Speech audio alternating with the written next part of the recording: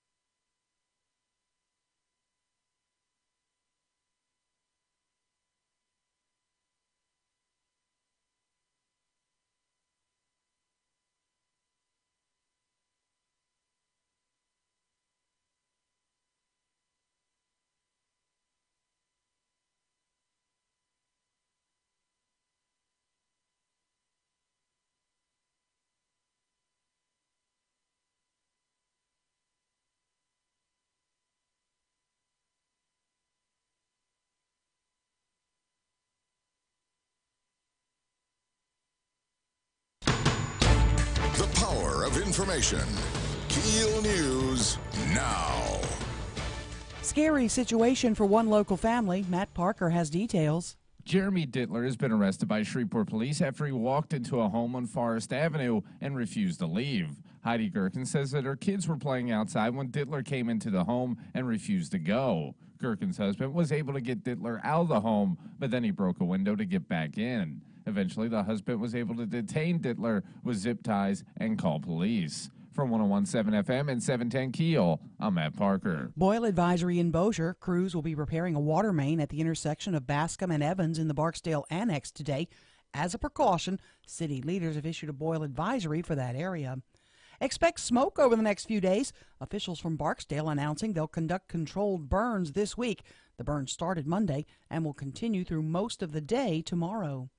Uber is another step closer to joining Lyft in Shreveport. According to leaders, the ride-sharing company has officially filed an application to operate in the city. The application was filed on Thursday. City officials say it can take 3 to 5 business days before the application gets approved. The biggest Mardi Gras parade in the area rolls on Saturday. The Crew of Centaur kicking off at 4:30. Clyde Fan has the big, huge family area, and, that's fantastic that Spar has done that. It looks like it could be a cold day with a 30% chance of rain. President Trump's first official State of the Union address is tonight. It's believed the president will stress bipartisanship. The speech is also important for the Republican-led Congress. Folks say how they respond to the president's agenda tonight could factor in their hopes to remain in office with this year's midterm elections. Certainly, their members of Congress, the Republicans especially, are going to be looking to the president for leadership, and they collectively will do well or not do well based upon support for his proposals. Many believe Mr. Trump will stress immigration issues since revealing his plans last week. Doctors across the country dealing with an epidemic of flu cases. In North Texas, at least 60 people have died due to the illness. Dr. Ariel Hayes with the Cook Children's Medical Center believes things will get worse before they get better and suggests if you haven't received your flu shot yet, now would be a good time to get one. We just have more chance of getting sick when there's multiple viruses that are out there. A new study by the University of Maryland is saying this year's flu can be spread simply by talking rather than traditional ways of coughing or sneezing to spread the virus. This winter's extremely cold weather in Louisiana has stunted or even killed many of the tropical plants that normally flourish. Horticulture expert Dan Gill with the Ag Center says it's a good idea to not be in a hurry to give up on a plant this soon after the cold snap. He says they're used to the chilly weather but could rebound. I generally recommend people wait until at least March and even into April to allow tropical plants to sprout back out again. He says some plants won't begin rebounding until March or April, and in some cases like trees, it could be summer before you can properly assess if they're still alive. Music's biggest night wasn't a big deal for TV viewers. The ratings for the Grammys posted a steep decline from last year. Nielsen reports 19.8 million people watched compared to 26.1 million last year. For those slow with math, that's a 24% decline. I'm Erin McCarty on 101.7 FM and 710 KEEL.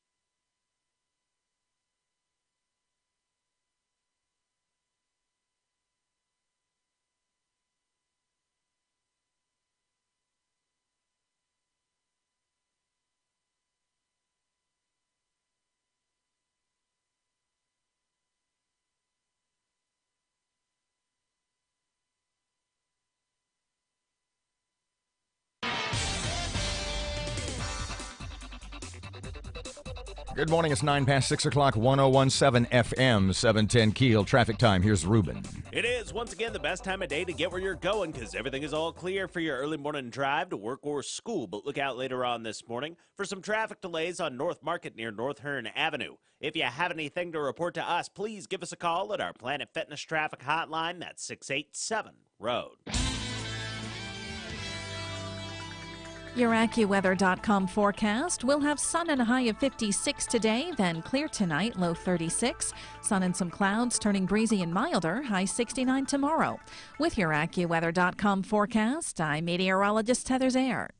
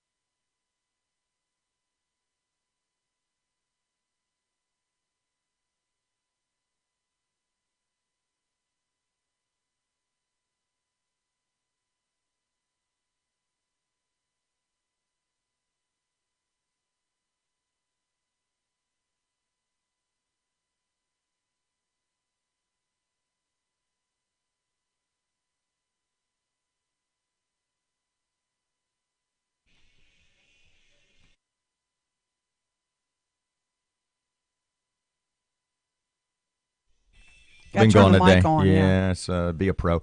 12 past 6 o'clock, 101.7 FM, 710 KEEL. Robert J. Wright and Erin McCarty. Of all the criticism, she's one to talk. Make sure you turn your mic on. I have such a light, a gentle touch. I actually did turn the mic on, but I'm such a dainty young man. What a flower. That I didn't lean on the button hard enough for the connectors to touch. 12 past 6 o'clock, Robert and Erin, 101.7 FM and 710 KEEL. So I just Googled this to see what the airfare Shreveport to Dallas is because I have an idea for you. Okay.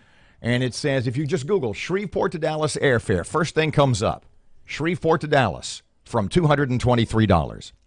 Shreveport to Dallas, $222. Shreveport to Dallas, $203. Do you, that's expensive. Yeah, exactly. That's why a lot of people drive to Dallas to fly out. A lot of people go to Dallas. They go now to Longview. A lot of people, I have some friends that fly out of Alexandria all the time. But you said when you are going... When I'm going somewhere that takes me through Dallas, I drive to Dallas. When I'm going to the East Coast, I'll fly out of Shreveport. What's Shreveport to Atlanta airfare? I'm not sure. I don't know, but everything goes through Atlanta. And I would imagine when you make the connection, I don't know specifically, say you're going from Shreveport to Denver or Shreveport to Los Angeles. I don't know how much the Shreveport to Dallas leg adds to your price, but obviously it's enough that more and more and more people fly out of Dallas. Oh, yeah. Like you, for instance. A lot of times. Okay, so about a week and a half ago, my sister-in-law, Susie, my brother Hal was already in Florida playing in a golf tournament. Okay. And they, post-tournament, were going to hook up in Atlanta and hang out for a few days. There was the big PGA show, the big golf show in Atlanta. I'm sorry, in Orlando. And they were going to go and meet. She was going to fly to Orlando. And the best way, she had a $50 one-way airfare from Dallas to Orlando. Shreveport to Dallas was $200 more. Goodness sakes. Now, here's what she did, and I know you do this all the time, and this is something you might want to think about if you're one of those guys. And we can later discuss, well, if you don't fly out of Shreveport, man, you're just not helping the Shreveport economy. Okay, get it under $100. We'll think about it. Yep. But the point, what would it have to be? What would the flight from Shreveport to Dallas have to be for you to say, I'm going to support the local economy to a point? I'd pay $100 to $150 to fly out of Shreveport to Dallas. $100, definitely, I would do it. $100 without even thinking. Yeah, because my time is valuable. So if you're my sister Susie, my sister-in-law Susie, and you're going Dallas to Orlando, and you've got a $50 one-way flight, because that's all you need, $50.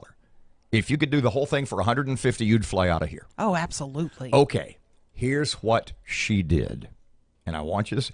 This is. She's brilliant. Okay. This is a pretty good idea. All right.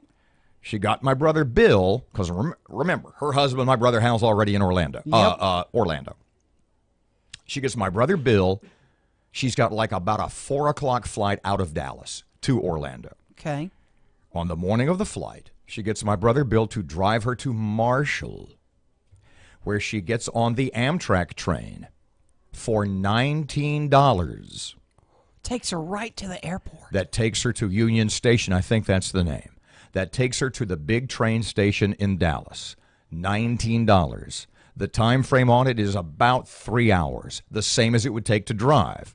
But you're on the train. There's a restaurant, there's a bar, you can take a nap. Sure. So for $19, you can go from Marshall to the Union Station in Dallas. For another $2, you can take another train from Union Station to DFW. Wow. So $21. $21. And 3 hours now, mind you. It's a 3-hour drive. That's what I mean. I mean, rather than flying out of Shreveport, where that's an hour flight. If you don't want to pay the $200 or whatever from Shreveport to Dallas, there's a $19 fare from Marshall to Dallas. Whoa. Another couple of bucks. It's called the red line to the blue line. She told me, I have no idea what that is. But it literally, she said, was another like $1.75 or $2 from the Union Station, wherever that happens to be, I assume downtown. Sure. To DFW. So now you're talking $21. Another $50 for the flight. She went from Shreveport to Orlando for less than $75. Wow. And didn't drive. Man. And the whole time you're on the train, you're napping, you're reading, stuff. do whatever you want. can read whatever you want to do. $19. You can drink. Is there a bar on the yes. train? Oh man. $19. Wow. That's a great idea. I'm glad you told me that. I'm going to think because I'm thinking about a trip to the mountains. So That's that. How many? Maybe There's what not I'm a friend doing. in the world who wouldn't drive you to Marshall to Oh, absolutely. get the train. I would take her just to get rid of her. You want to take the train now? Yeah, but last time you But took. when you come back, you need your car, so I would just leave my car in Marshall somewhere. Or yeah, I got friends in Marshall. They'll keep my car for me. Yeah.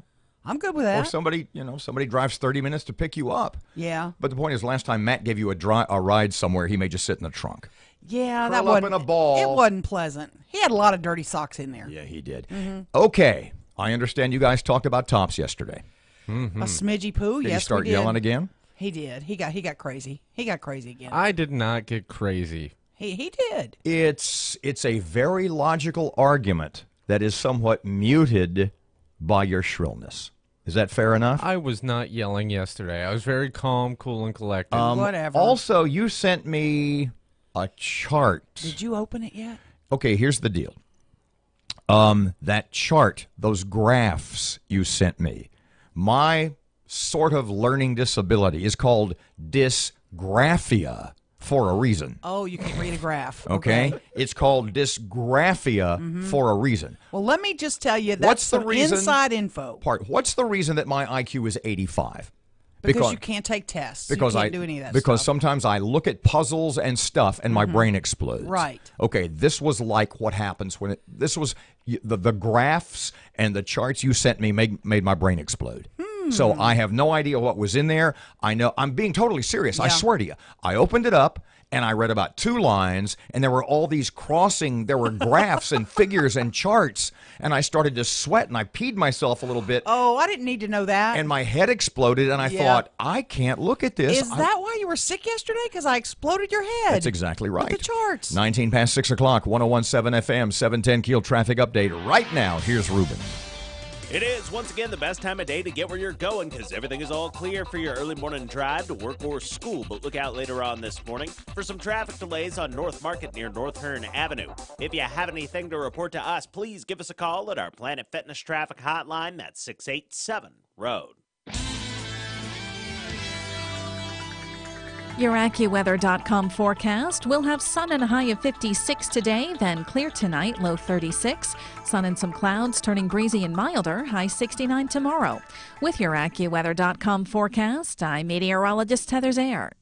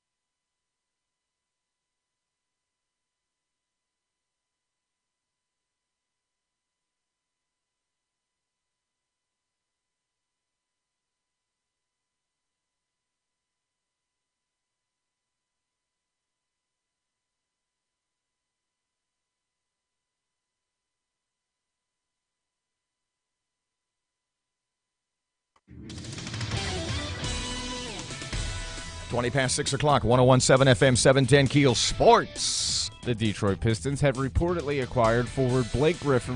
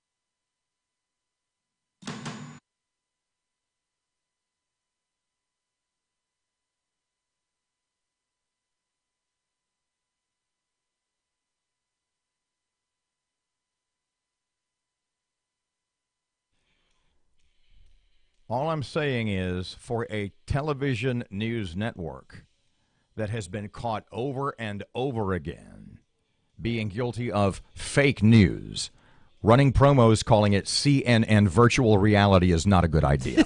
You got a point. I'm totally serious. They really are. Wow. They've got the people. They've got the goggles, the virtual reality thing on. You know, that looks like the old slide projector. What was it called? Color wheel or something. Oh, I know what you're talking about. And what were those called?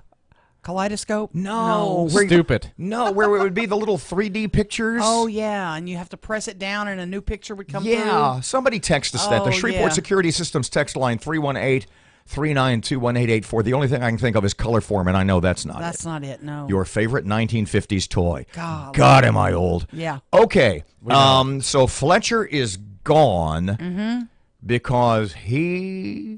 Do you know what he did? I don't know if he and wants Roy this out Lang there. are driving to Minnesota. I know. Driving in a car. 15 hours, yeah. These two guys who are both, if the truth be known, they're both a little bit persnickery.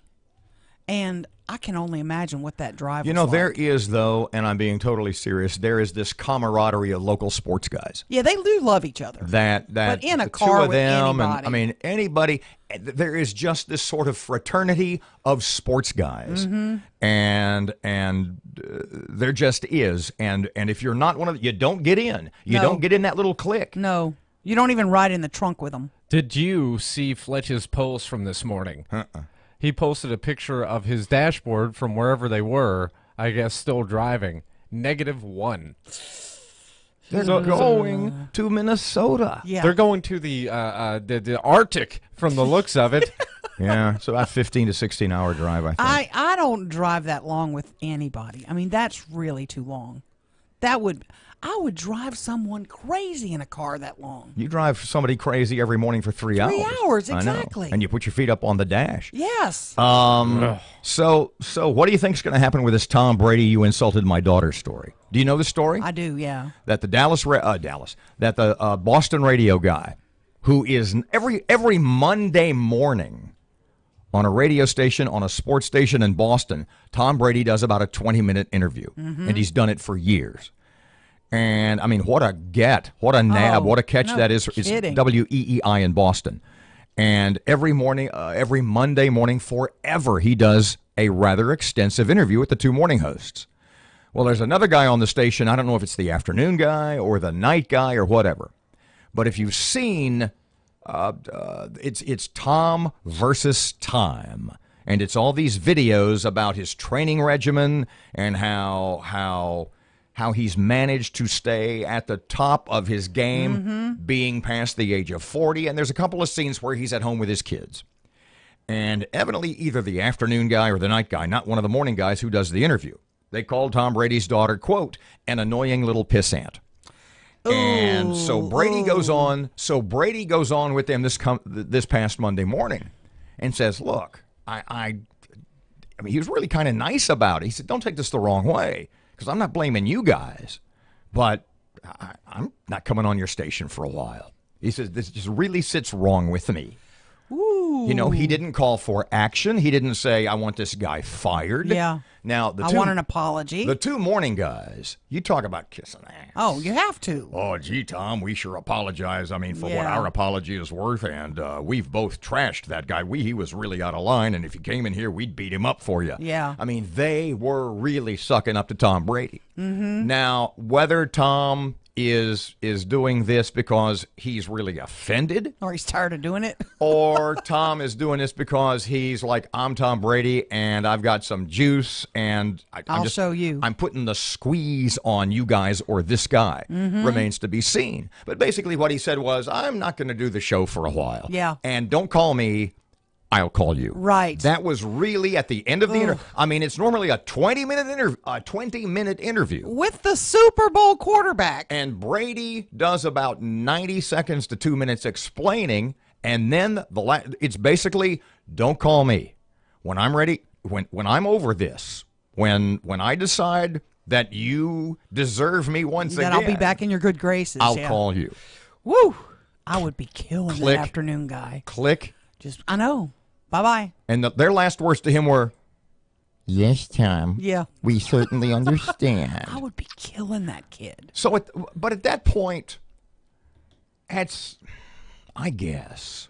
I mean, I've worked with guys who would say, Tom, get off your high horse. Get over it. Yeah. You know, it wasn't us. Why are you taking it out on me? Why are you taking it out on the listeners? Right. But then you're just going to make him angrier. Oh, absolutely. And you need Tom Brady a lot more than he needs you. You need to bring the afternoon guy or whoever it was on and pummel him. You need to have, like, soccer boppers and let listeners come by, sell a remote, let them all take a swing at him. And that would be good. And maybe Tom will drop by. Problem is, you're making a joke out of it. To Tom Brady, it ain't a joke. It's not a joke. You're 29 right. past 6 o'clock, 101.7 FM, 710 Keel. Erin has local news in just a second or two. Traffic update. Here's Ruben. It is, once again, the best time of day to get where you're going because everything is all clear for your early morning drive to work or school. But look out later on this morning for some traffic delays on North Market near North Hearn Avenue. If you have anything to report to us, please give us a call at our Planet Fitness traffic hotline. That's 687-ROW. Your AccuWeather.com forecast will have sun and a high of 56 today, then clear tonight, low 36. Sun and some clouds turning breezy and milder, high 69 tomorrow. With your AccuWeather.com forecast, I'm meteorologist Heather Zayer.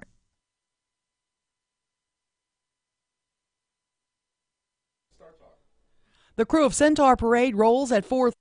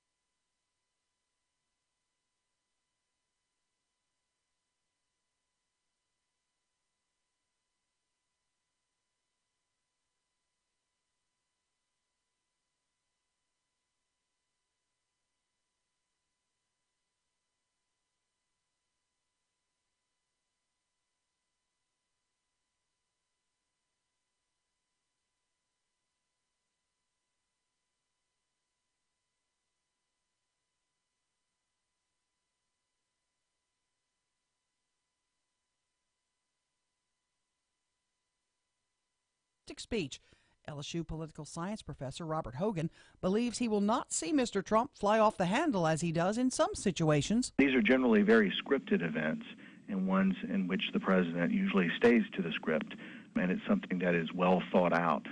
At least in the past, it has seemed that way. 2 men from Mississippi jailed in Louisiana for trying to sell people TVs, though all they were selling in many cases were rocks. Police in the New Orleans suburb of Slidell now have 47-year-old Clover Sims and 44-year-old Lloyd Bradley of Gulfport, Mississippi in their city jail. The 2 men were found at a gas station offering to sell passersby flat-screen TVs. Police suspected something was up, and upon inspecting the televisions, found them to be empty plastic shells with no circuitry. The officers say they'd sell these phonies for cash, then put rocks in the boxes to make up the missing weight so people wouldn't get suspicious. Eben Brown, Fox News. Facebook, a valuable resource for news from around the world. But what about in your own backyard? We get more on that from Steve Rappaport. Facebook CEO and founder Mark Zuckerberg says the next update to the social media giant will focus on promoting local news. Zuckerberg adding when users follow a local publisher or share a local story, it might show up higher in the news feed. The rollout will start in the U.S., followed by other countries later this year. Zuckerberg's personal challenge for 2018 is to fix the platform he created by protecting users from abuse, cracking down on interference from nation-states, and making sure time on Facebook is time well spent. Steve Rappaport, Fox News. And this Sunday, the big event, of course, is the Super Bowl. New England takes on Philadelphia. Budweiser, of course, is the big advertiser during the game. I'm Erin McCarty on 101.7 FM and 710 KEEL.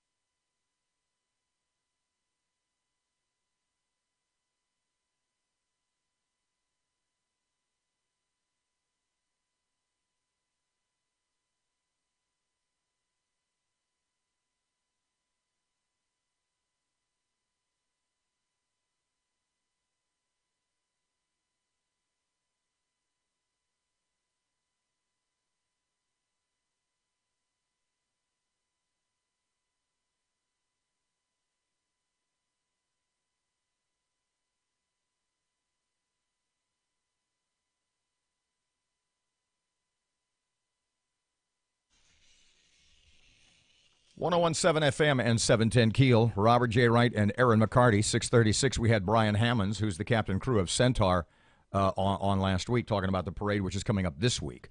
Originally, I don't know if you saw this, about a week or so ago, the original forecast for this weekend was like barely above freezing temps. Mm-hmm. The original forecast for this Friday was snow flurries. The forecast for Saturday now is partly cloudy and 60. Yeah, 30% chance of rain. I'll take those odds. It's not bad at all. 60 degrees is going to be great. Yeah. This is a story that everybody's had, and I don't know if you guys talked about this yesterday in my absence or not. 46 tons. You saw the story. Oh, yeah. You didn't see the story. 46 tons, 93,000 pounds. Now think about what 46 tons of anything is. Okay. 93,000 pounds. What weighs 93,000 pounds? What does a truck weigh? What is your car? Not that. Car's 5,000 pounds. No. Your car weighs maybe a ton. I mean, if you've got a big truck. What's a ton? 2,000 pounds. Okay. So imagine if you've got a 1-ton truck. What's your truck weigh, Parky? I don't know. 2,000 pounds, maybe? Maybe. Okay. So imagine 46 of his GMC pickups. Okay? 46 tons of Mardi Gras beads found in clogged catch basins. Oh, I did see that. Yeah. 93,000 pounds of Mardi Gras beads in the sewer system in a 5-block stretch of St. Charles Avenue. Yes. We have them in trees all along Shreveport Barksdale. It's going to cost them $7 million in emergency funding to flush out the 15,000 basins, which is nearly 1/4 of the city's 68,000 catch basins, using 24 vacuum trucks. They're bringing in a private contractor. Oh, man, oh, man, oh, man. 46, where they just, I guess people don't pick them up. They just leave them there. I mean, it's for all these millions of people in New Orleans. Throw me something, mister. Right. Exposing their bosoms for beads. Yep. That there would be 46 tons of Mardi Gras. Wash them off. Reuse them. Oh, absolutely. Sell them to Crew of Centaur members. They'd love to have them. Holy cow. A penny a pop, they're in. For this weekend, Crew of Centaur Parade, they roll about 4 or 4:30. 4:30. From downtown all the way down to Preston. Weather is supposed to be partly cloudy, tiny chance of rain, 30% ain't much, and a high of 61 degrees. We're still a few days out, though. That could change. It's not going to snow. We'll watch 639, 101.7 FM, 710 Keel. A little Tuesday morning traffic update. Here's Ruben. It is, once again, the best time of day to get where you're going because everything is all clear for your early morning drive to work or school. But look out later on this morning for some traffic delays on North Market near North Hearn Avenue. If you have anything to report to us, please give us a call at our Planet Fitness traffic hotline. That's 687-ROAD. Your AccuWeather.com forecast. We'll have sun and a high of 56 today, then clear tonight, low 36. Sun and some clouds turning breezy and milder, high 69 tomorrow. With your AccuWeather.com forecast, I'm meteorologist Heather Zayer.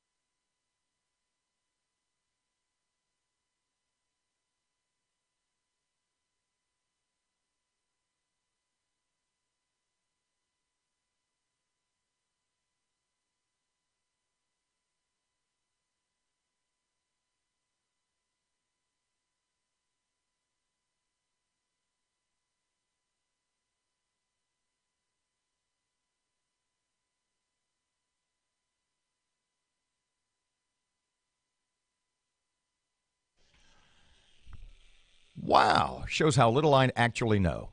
So your car weighs what? 3,500 pounds. And your truck weighs 4,000 something pounds? Dang. I had no idea. I mean, just look, believe me, my inability to judge how much something weighs makes me very popular with women. And that's not with me in it, by the way. 101.7 FM, 710 Keel. Robert J. Wright and Erin McCarty, evidently in my absence yesterday. You guys, I guess, discussed what's the latest with the Confederate monument? Okay, the ruling on Friday from a federal judge was to deny. Pardon me, why did they go?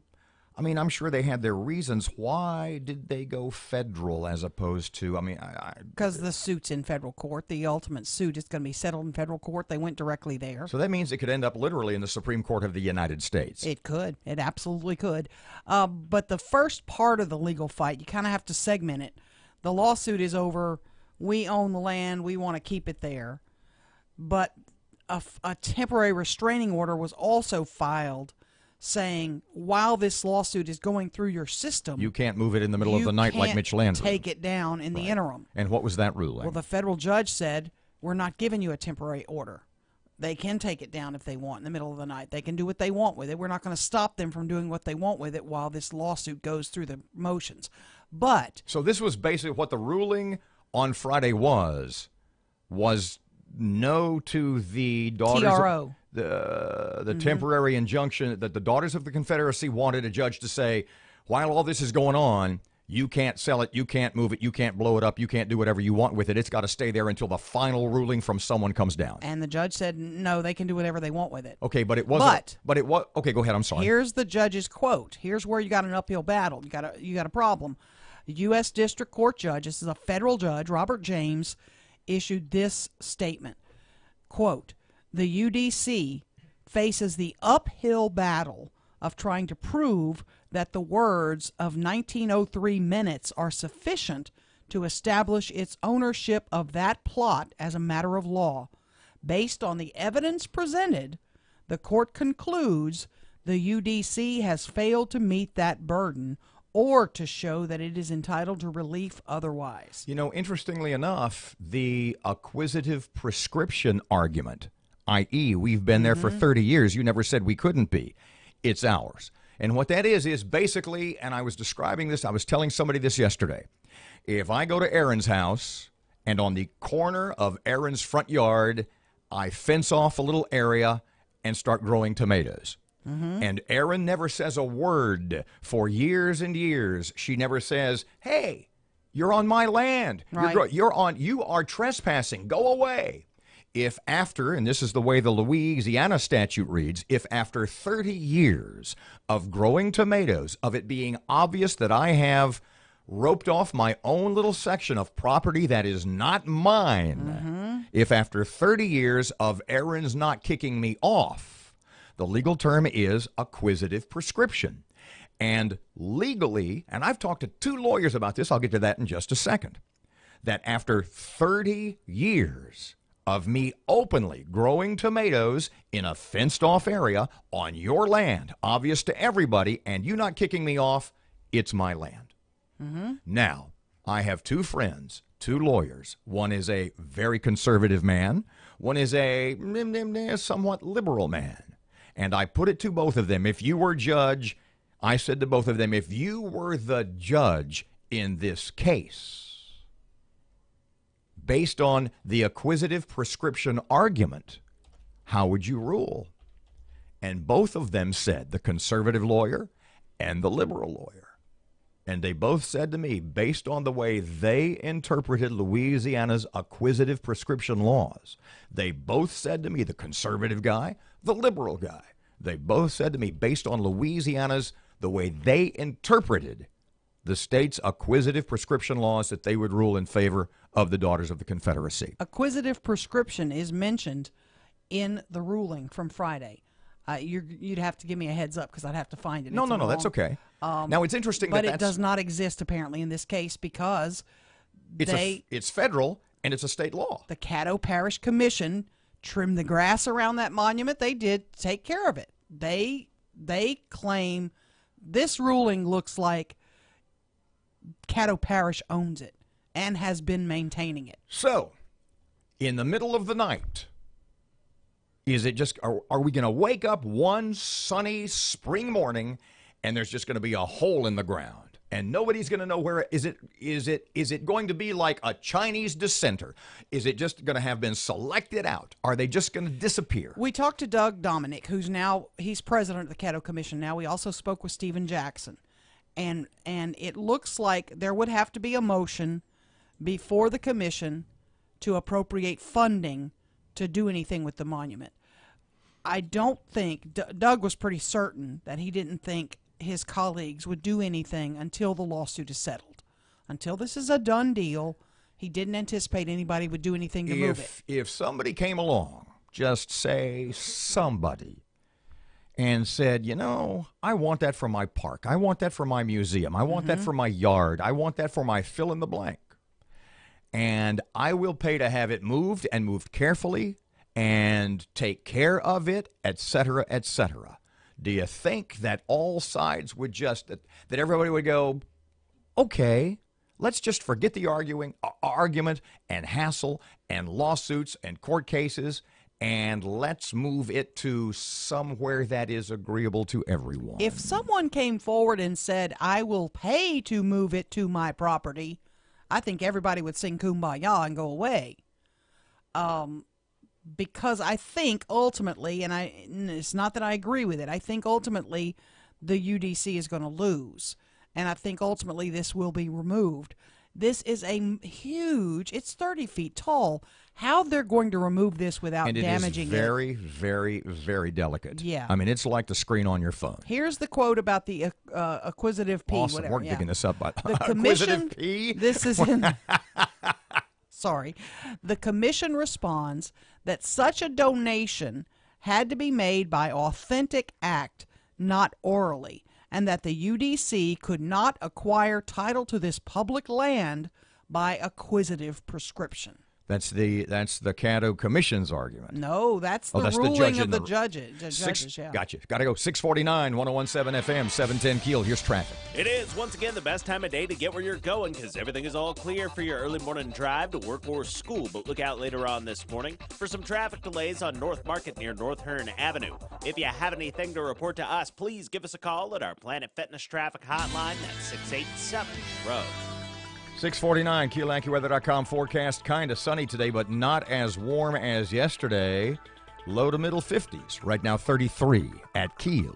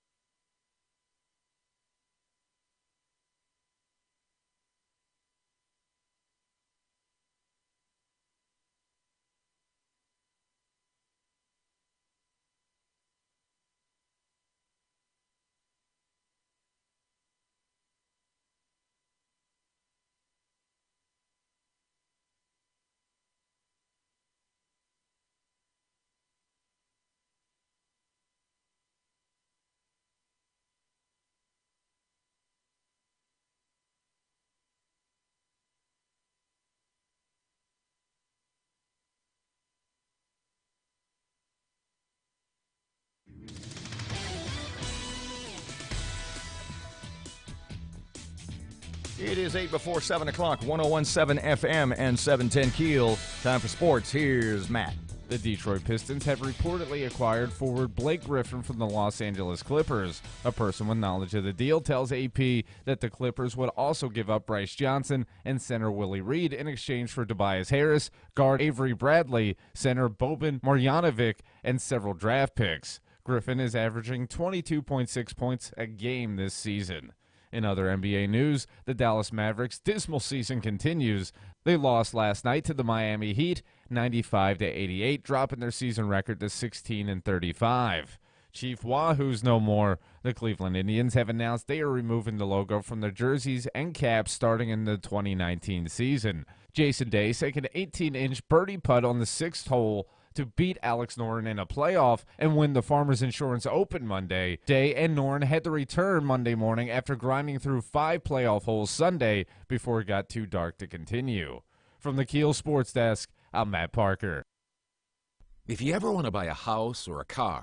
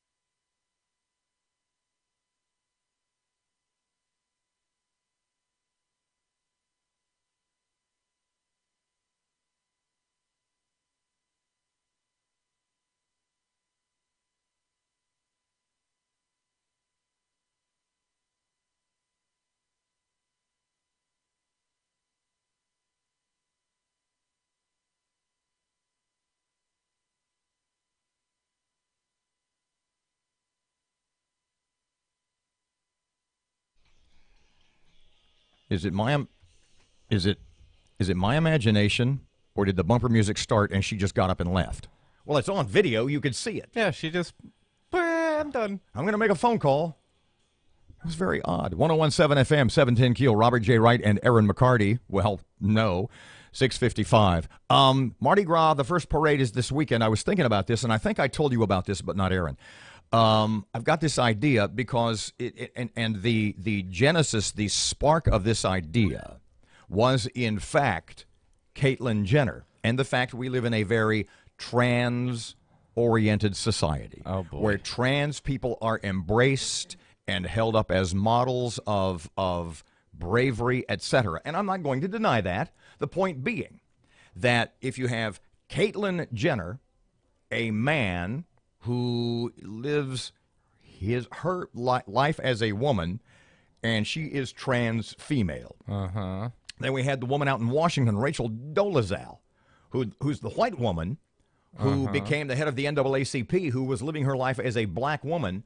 When she was caught, she says, well, I'm trans black. And in fact, she is referred to, look on her Wikipedia page, Rachel Dolezal. Wait. Trans black activist. The point I'm going to make, we'll talk about this more after 7 o'clock.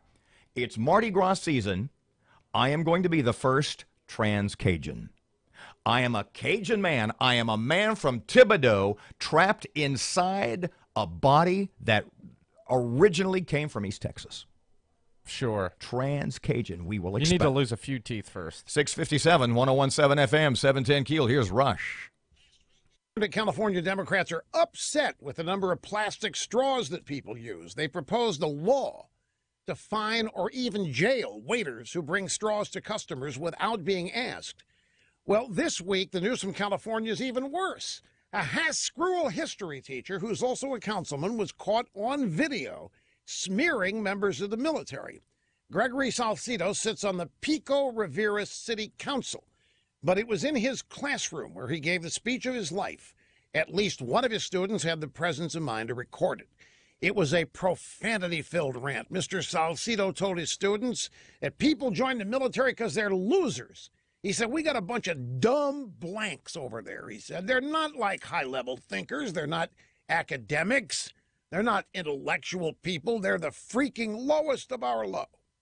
Well, the school district refuses to comment on the videos because it's a personnel matter.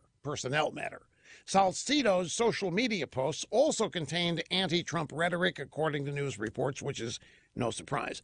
Now, beyond insulting our military, whose boots he isn't fit to tie, something else is troubling. This history teacher obviously felt totally comfortable saying these vile things in a classroom with no fear of any accountability. Says a lot about California schools and the left in general, doesn't it?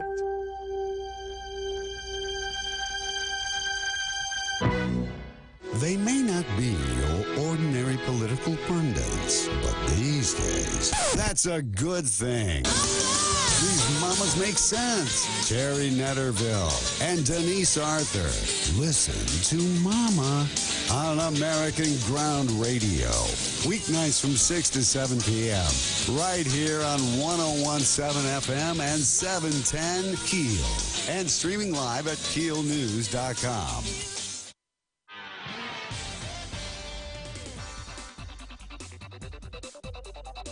The intersection at Greenwood Road and Juella Avenue is dealing with some slow-moving traffic right now. And we have some traffic delays on Hamilton Road near Barksdale Boulevard in Bossier City. If you know something we don't, accidents, hazards, or closures, please give us a call at our Planet Fitness Traffic Hotline, 687-ROAD.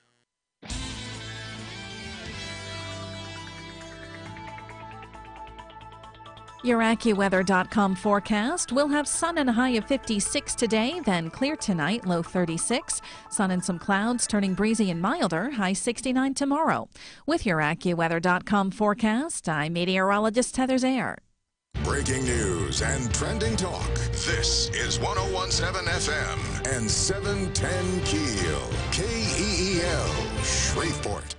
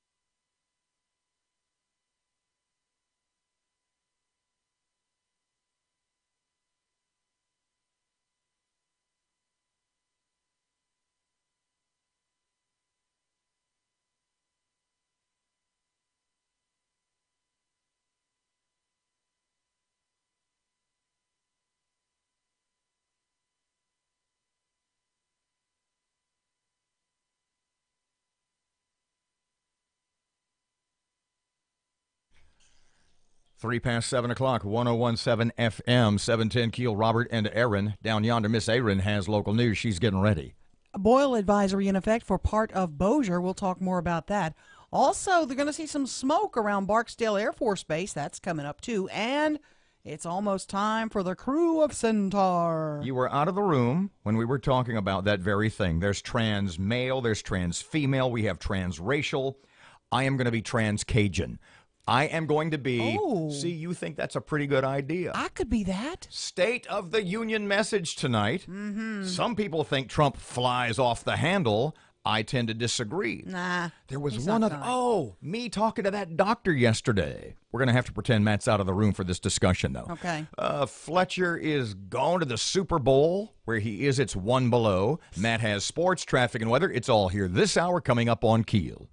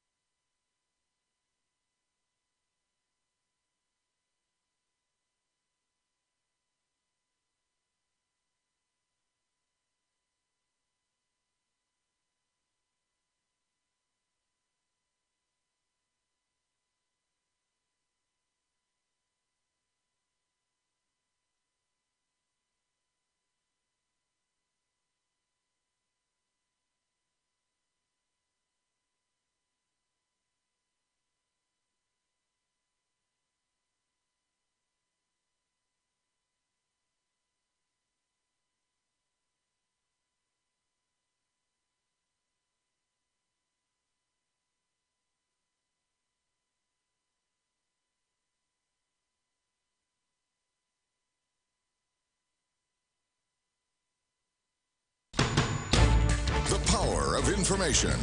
KEEL News now. Doctors in states around the country dealing with an epidemic of flu cases. In North Texas, at least 60 people have died.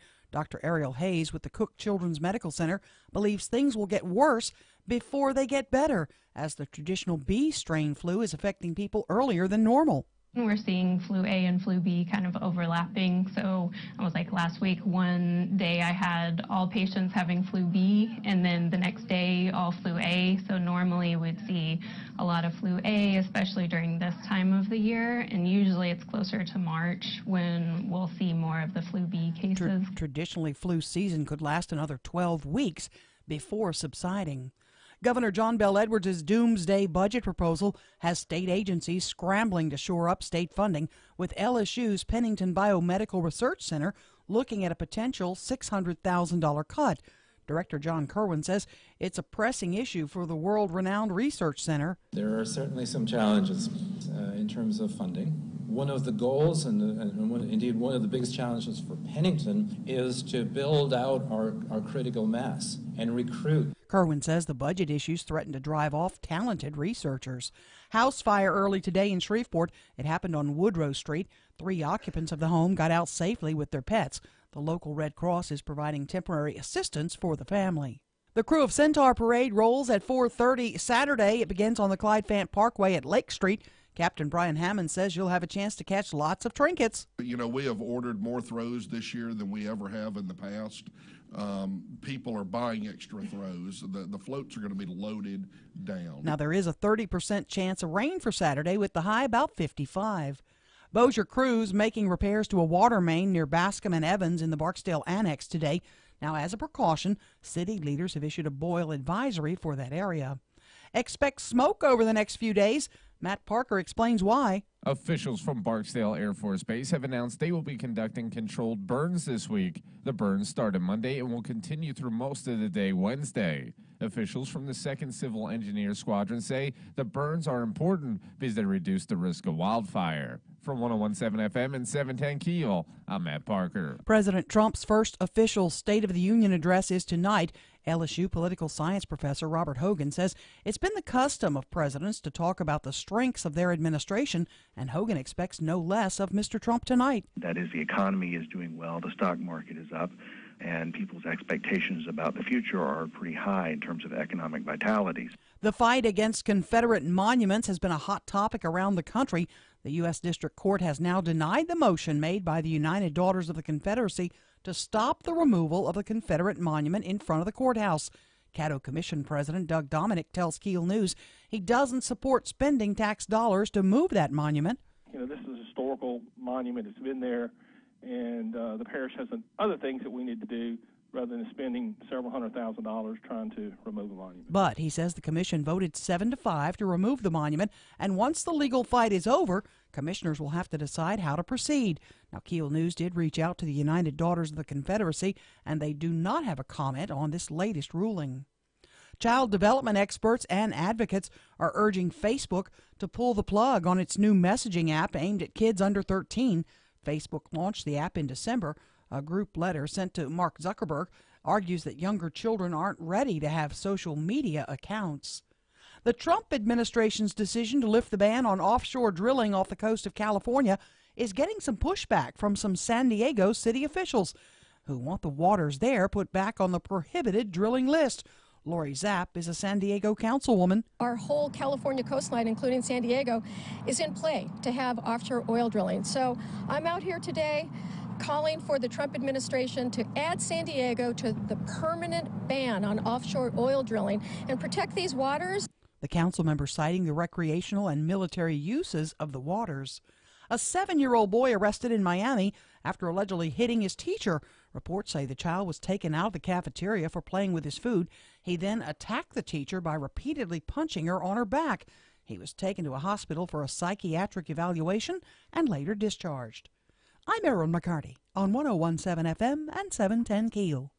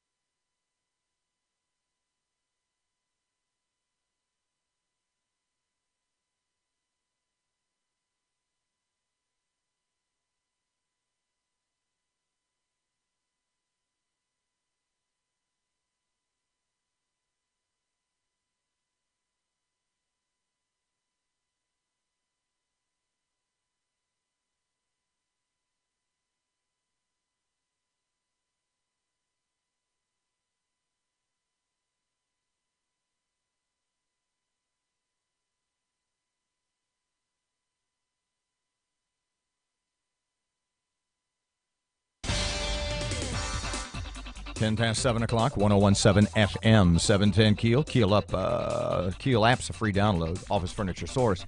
Ruben's here. Traffic time. The intersection at Greenwood Road and Juella Avenue is dealing with some slow-moving traffic right now. And we have some traffic delays on Hamilton Road near Barksdale Boulevard in Bossier City. If you know something we don't, accidents, hazards, or closures, please give us a call at our Planet Fitness Traffic Hotline, 687-ROAD. Your AccuWeather.com forecast will have sun and a high of 56 today, then clear tonight, low 36. Sun and some clouds turning breezy and milder, high 69 tomorrow. With your AccuWeather.com forecast, I'm meteorologist Heather Zayer.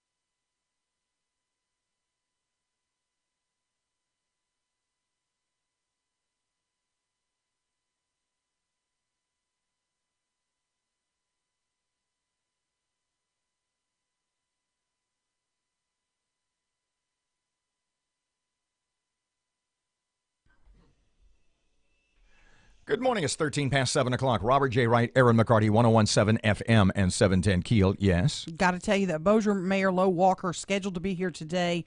I missed an email on Friday, so we've rescheduled the mayor. He had something in his schedule today come up, so he's rescheduled for Friday morning, 7:30. He was supposed to be here when, about 7:30 today? 7:30 this morning, yes. I need to tell you a little story about, not the mayor's canceling or rescheduling, but something sort of related to that. Okay. So I ended up talking to this doctor over the last couple of days. I mean, we only talked once. And I don't want to give you too much information about the guy just because it's one of those. When you talk to people about stuff you can talk on the radio, it's, you know right away whether it's a good idea if I mention this guy or it's a good idea if I don't. Mm-hmm. And this is one of those where it's probably just as well I don't mention any names, at least for the time being. Absolutely. But basically what this doctor told me was, and he's a general practitioner, and we talked, it's got to be like 45 minutes or so. And you've heard my theory forever, that medicine is like education. Education is like, in the sense that the patient in medicine is no longer the customer. Mm-hmm. The student in education is no longer the customer. Because somebody else pays. Right. Whoever pays is the customer. Whoever pays, that's who you got to please. Mm-hmm. And in medicine, more and more and more, it's the insurance company or, to an ever-increasing degree, the government of something. And to sum up, what this general practitioner said was, he said, the system is screwed up really bad. Ooh, boy. Tell me something I don't know, Yeah. right? And I said, well, and we went through the becauses, and most of the becauses are not necessarily the people in medicine, the way it operates. Although he said because of not only Obamacare, but even pre-Obamacare, he said the government's goal is to give the same medical care to everybody. And I said, and he said, the problem is when you have socialized medicine, just like socialized anything, the quality never goes up, the quality goes down. Mm-hmm. He said, so if everybody gets the same care, he said, trust me on this, because of the cost, it's going to be not the best health care. Yeah. And I said, so what would you do? And he said, something that they will never do, meaning the government or anybody else. Right. Insurance companies, because everyone is so entrenched. And he said, basically, he said, you ought to be able to go on something like eBay and bid for what kind of health care, what kind of insurance you want. Oh, I like that. And the carrier would decide whether or not he would accept your bid. In fact, he said it would be kind of like buying a car. There's the sticker price on the car. He said some people can afford the sticker price. They don't want a dicker. They just want, okay, the sticker price is $25,000. I'm paying $25,000. I want the car. Let's go. Some people look at the very same car and say, that's about. Got to give me a deal. Yeah, I'll give you 18.5, 19. The dealer says, no, that's not enough. You say 20, 21, 21, you got a deal. Two people getting the same car, the same health care, paying two different things. He said if the carrier decides, for whatever reason, that that's an acceptable bid, that's how we should do health care. Whoa. And you get what you pay for. If you want for, and he told me the story about a lady wanting a private room at a local hospital. And because she was on Medicare, she couldn't get a private room. This is why I probably shouldn't say his name. And he's telling me the story about how she wanted a private room. And because of Medicare restrictions, and the way he explained it was, getting a private room, if you're on Medicare, depends on the availability of that private room. And there wasn't one available, so she didn't get a private room. They said, no, we can't, because of Medicare rules, we can't give you a private room. So she said, well, I'm not staying here unless I get a private room. So she leaves, she goes to another hospital. They get at that hospital, they give her a private room. She donated $5 million to that hospital. Whoa! Wow. Now, wait, if I bid for my health care, they obviously have to know about me. They don't want to insure people that are, on their last leg. Now, wait. How much information do I have to disclose? He said exactly what I say forever. As when it comes to pre-existing condition, he said, if government decides it wants to pay for it, he said, okay, but let's not call it insurance. He said, and it's a well-worn analogy. Imagine you not having to have car insurance, where it's not mandated. You drive down the road, somebody runs a stop sign and hits you, or you run a stop sign and hit somebody. While you're waiting for the cops to get there, you pick up the phone, you call the insurance company, you call State Farm, and you say, I need insurance. And by law, they're mandated to cover you. Now imagine a situation, what a nightmare situation that would be for any insurance company. But that's the way, under Obamacare, the law was written. Can't deny pre-existing condition. I don't have insurance. I just found out I have cancer. Somebody has to insure me. The whole point of insurance is there's some degree of odds and or probability that you're not going to use that insurance. Yeah. With pre-existing condition, you know that someone is. So that's a lot of things, as I've said before. It's a lot of things. It ain't insurance. It was the most fascinating conversation. And that's not all we talked about.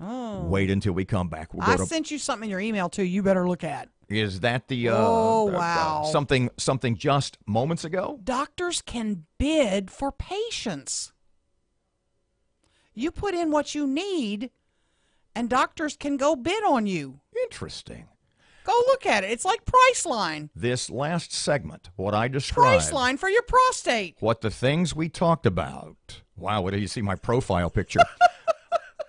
We're not done talking about medicine. Okay. 19 past 7 o'clock. Say 19 after 7 o'clock. Here's Ruben. The intersection at Greenwood Road and Juella Avenue is dealing with some slow-moving traffic right now. And we have some traffic delays on Hamilton Road near Barksdale Boulevard in Bossier City. If you know something we don't, accidents, hazards, or closures, please give us a call at our Planet Fitness traffic hotline, 687-ROAD. Your AccuWeather.com forecast will have sun and a high of 56 today, then clear tonight, low 36. Sun and some clouds turning breezy and milder, high 69 tomorrow. With your AccuWeather.com forecast, I'm meteorologist Heather Zayer.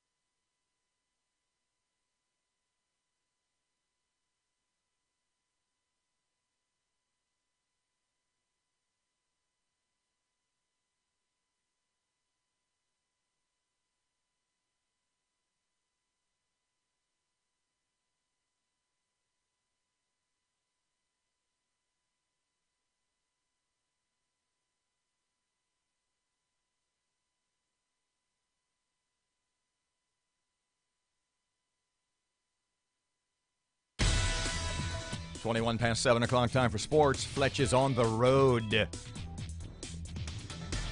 It's 1 degree. He's going to the Super Bowl where it's -1 at the sports desk. Here's Parky. The Detroit Pistons have reportedly acquired forward Blake Griffin from the Los Angeles Clippers. A person with knowledge of the deal tells AP that the Clippers would also give up Bryce Johnson and center Willie Reed in exchange for Tobias Harris, guard Avery Bradley, center Boban Marjanovic, and several draft picks. Griffin is averaging 22.6 points a game this season. In other NBA news, the Dallas Mavericks' dismal season continues. They lost last night to the Miami Heat, 95-88, dropping their season record to 16-35. Chief Wahoo's no more. The Cleveland Indians have announced they are removing the logo from their jerseys and caps starting in the 2019 season. Jason Day sank an 18-inch birdie putt on the 6th hole to beat Alex Noren in a playoff and win the Farmers Insurance Open Monday. Day and Noren had to return Monday morning after grinding through 5 playoff holes Sunday before it got too dark to continue. From the KEEL Sports Desk, I'm Matt Parker.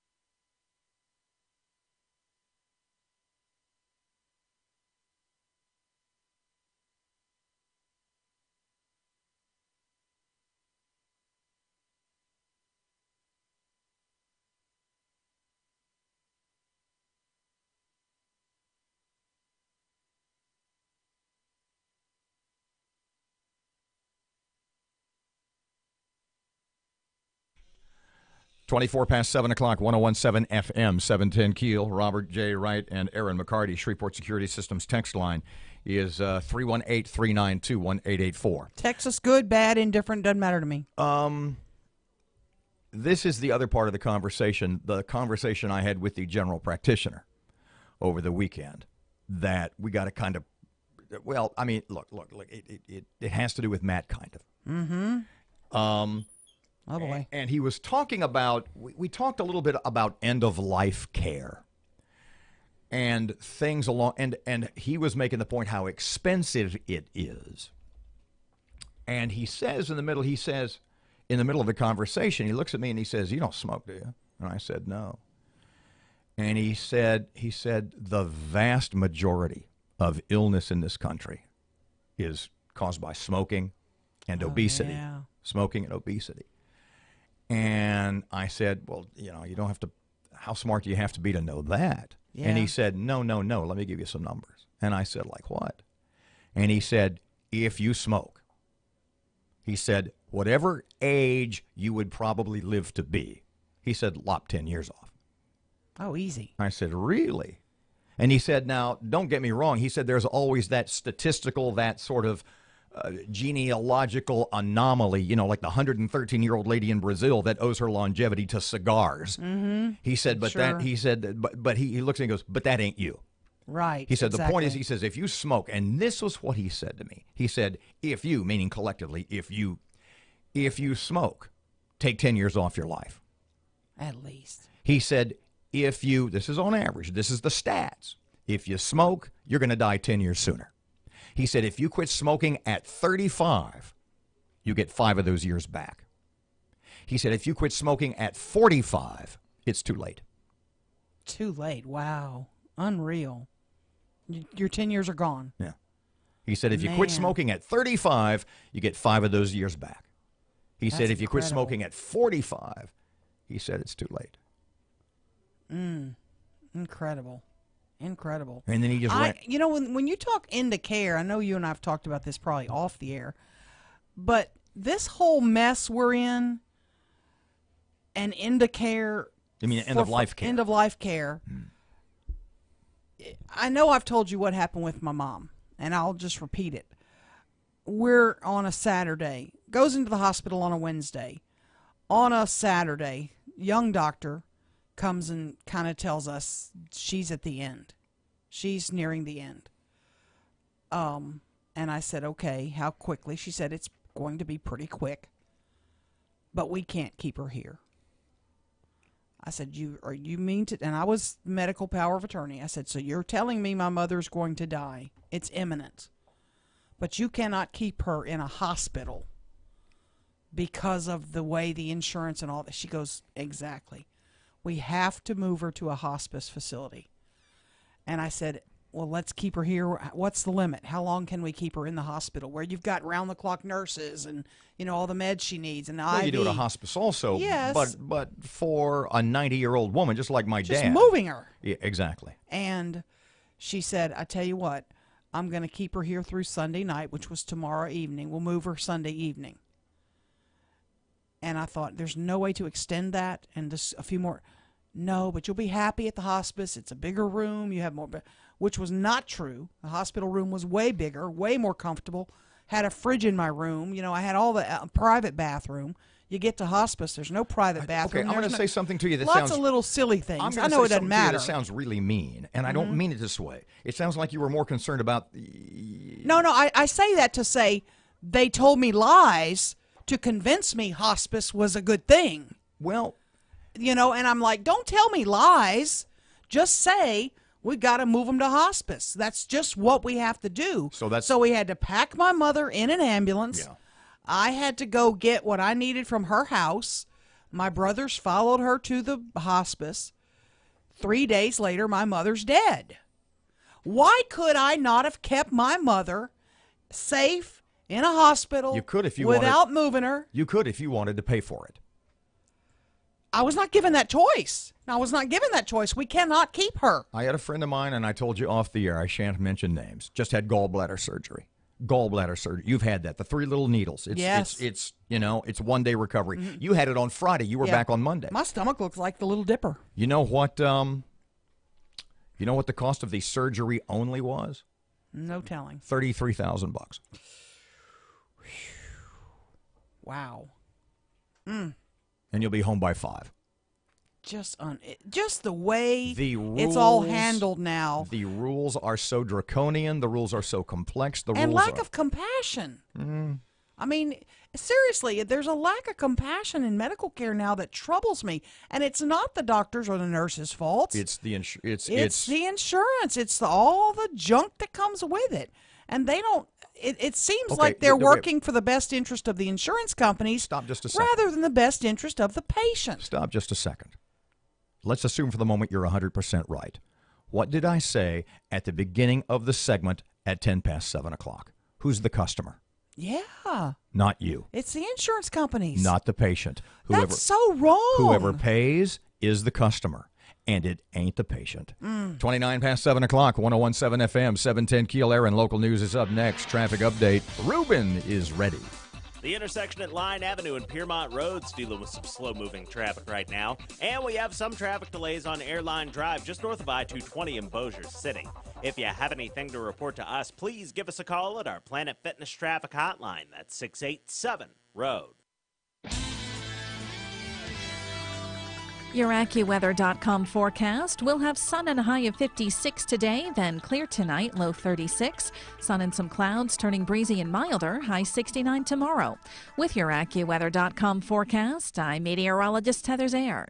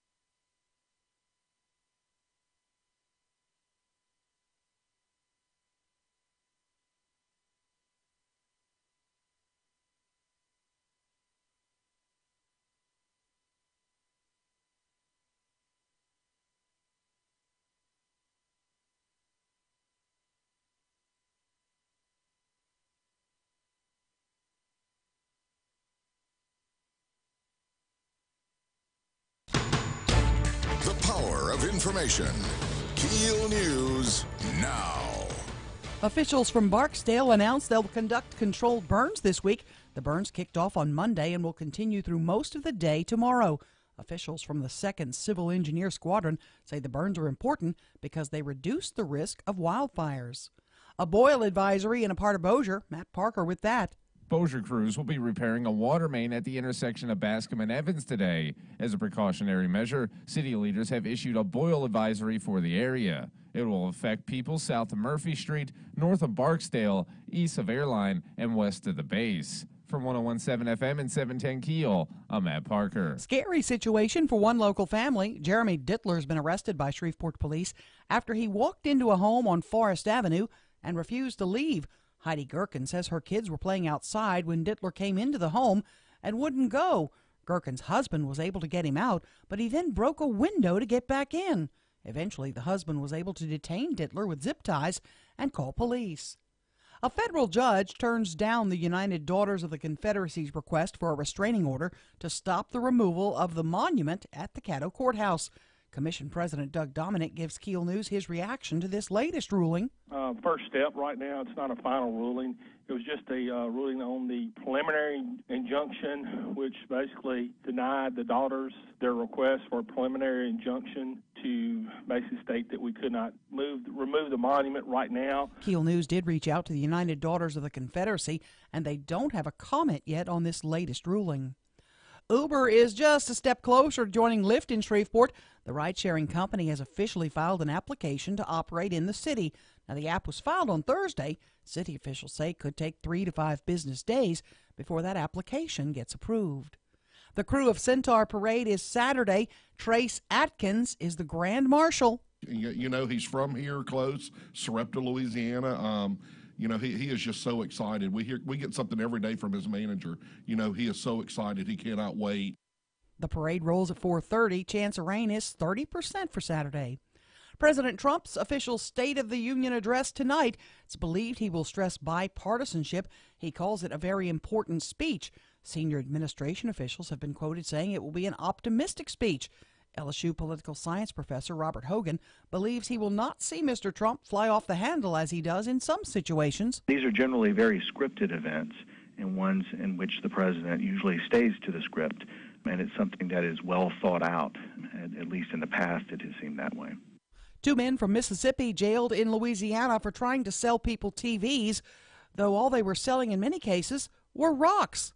Police in the New Orleans suburb of Slidell now have 47-year-old Clover Sims and 44-year-old Lloyd Bradley of Gulfport, Mississippi in their city jail. The 2 men were found at a gas station offering to sell passersby flat-screen TVs. Police suspected something was up, and upon inspecting the televisions, found them to be empty plastic shells with no circuitry. The officers say they'd sell these phonies for cash, then put rocks in the boxes to make up the missing weight so people wouldn't get suspicious. Eben Brown, Fox News. Facebook, a valuable resource for news from around the world. But what about in your own backyard? We get more on that from Steve Rappaport. Facebook CEO and founder Mark Zuckerberg says the next update to the social media giant will focus on promoting local news. Zuckerberg adding when users follow a local publisher or share a local story, it might show up higher in the news feed. The rollout will start in the U.S., followed by other countries later this year. Zuckerberg's personal challenge for 2018 is to fix the platform he created by protecting users from abuse, cracking down on interference from nation-states, and making sure time on Facebook is time well spent. Steve Rappaport, Fox News. And this Sunday, the big event, of course, is the Super Bowl. New England takes on Philadelphia. Budweiser, of course, is the big advertiser during the game. I'm Erin McCarty on 101.7 FM and 710 KEEL.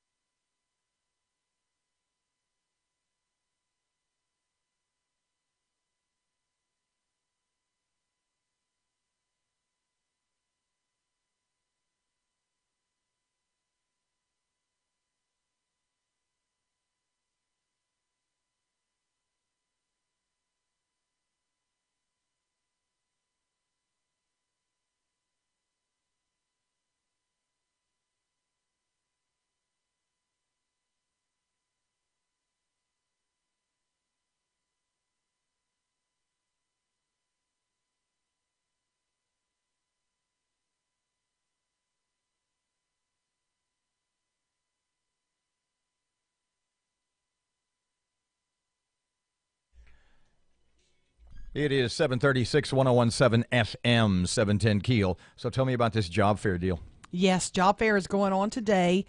It's at Horseshoe, and it's from 10 until 2. Now, this isn't just jobs for jobs at Horseshoe. Oh, no. This is a whole bunch of different, including CSRA. You've got a host of folks that are looking to hire people right on the spot. They want you to bring your resume. Hold on, walk me through this, okay? Because it's let's assume, and we both know this radio thing can't last forever. Mm-hmm. Okay, so a highly employable. Slow down, I'm taking notes. Doofus, yeah. Sexagenarian. They call people in their 60s, like if you're in your 70s, you're a septuagenarian. Yeah. If you're in your 80s, you're an octogenarian. 90s is a nonagenarian. Right. If you're in your 60s, it's a sexagenarian, and God, is that ironic. Mm-hmm. But please continue. It is going on at the Horseshoe Riverdome, and we have so many folks that are going to be out there. Bentler Steel, I'm just looking at the list. I did a commercial for them a couple of days ago about this very thing. LSUS Police, Horseshoe, Louisiana Downs, Ayers Career College, Diesel Driving Academy. The Caddo School Board's going to have folks Can you out there. imagine trying to teach somebody how to back up an 18-wheeler? Oh, I would love to learn that. Would you really? Elite Health Solutions going to be hiring folks on the spot, physician's assistants, RN, LPN, CNA, all kind of medical professionals. You're going to be able to get a job Is there right a website there. I can go to and check this out? KEELnews.com. It's right there on the top in the So it's like the big banner headline thing. Yeah, it's right up there. You click on it. 10 to 2, Horseshoe Riverdome. Bring your resume, dress to impress. Yeah. And I look forward to seeing you. Like you'll be dressed today. Yeah, I'm going there today. I'll be there at 10 o'clock. And, come.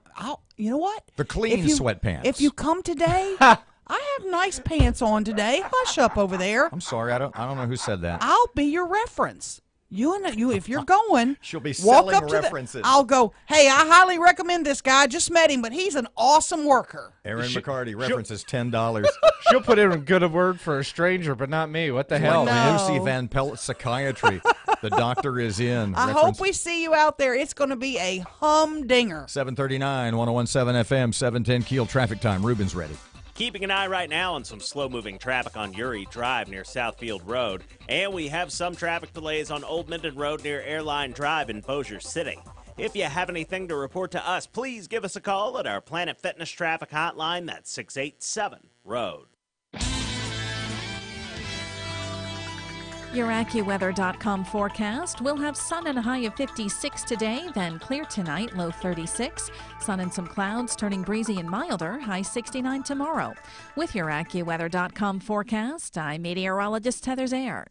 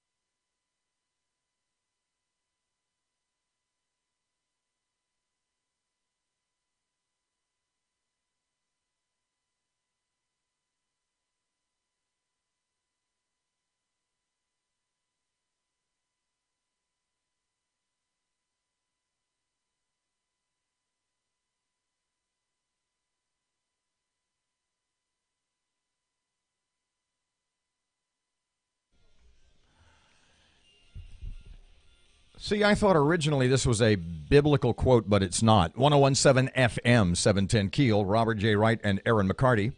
Keel app's a free download from Office Furniture Source. I thought this was biblical, but it's not. Mm-hmm. Better to reign in hell than serve in heaven. Wait a minute. It is better to reign in hell, Than serve in heaven. REIGN. Yeah.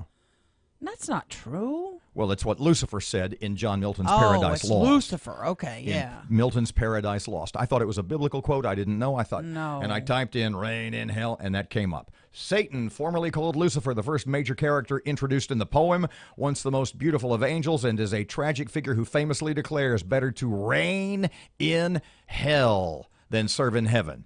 But as I oft do, we'll come back to this. State of the Union messages tonight. Yeah. And I hope he stays on task, stays on message. Why? And doesn't go AWOL. Don't look now. Things are going great, being the way he is. Why would he change? America is an awesome place right now. Why would you want him to change? He's a little nutty. He's a little crazy. He attacks everybody who attacks him. Republicans for years. You know what? We need to fight back. We need somebody who just doesn't take. Look at George W. Bush. I mean, literally, they destroyed his presidency. The media destroyed the Bush presidency. Do you know what the media can't do to Trump? Destroy his presidency. You know why? Because he fights back every time. He does. He in fact, you absolutely had a does. quote in one of the newscasts. I don't know if you have the soundbite, pull it up, where the guy says, well, if he doesn't fly off the handle. I put to you that Trump never flies off the handle, that virtually everything he does, if not well thought out, is he has the ability to instinctively navigate's not the right word, instinctively, plan what he does. There is nothing he does that is totally by accident. Mm-hmm. Would you think that is fair? I mean, it sounds like sometimes he's flying off the handle, and in fact he does. But he moves at the same time he's moving the chess pieces. Yeah. And I'm not going to say he doesn't know, he just does that instinctively. Right. Yeah. Now, the big thing, what you got? I've got that quote, the comment. Oh, go ahead. This is the LSU political science professor Robert Hogan talking about whether or not Mr. Trump will fly off the handle. These are generally very scripted events, and ones in which the president usually stays to the script, and it's something that is well thought out. At least in the past, it has seemed that way. God, I hope he flies off the handle. No, I don't. See, to me, it doesn't look presidential. I want him to look presidential. Why? Things are great. You know who doesn't look presidential? You know who's flying off the handle?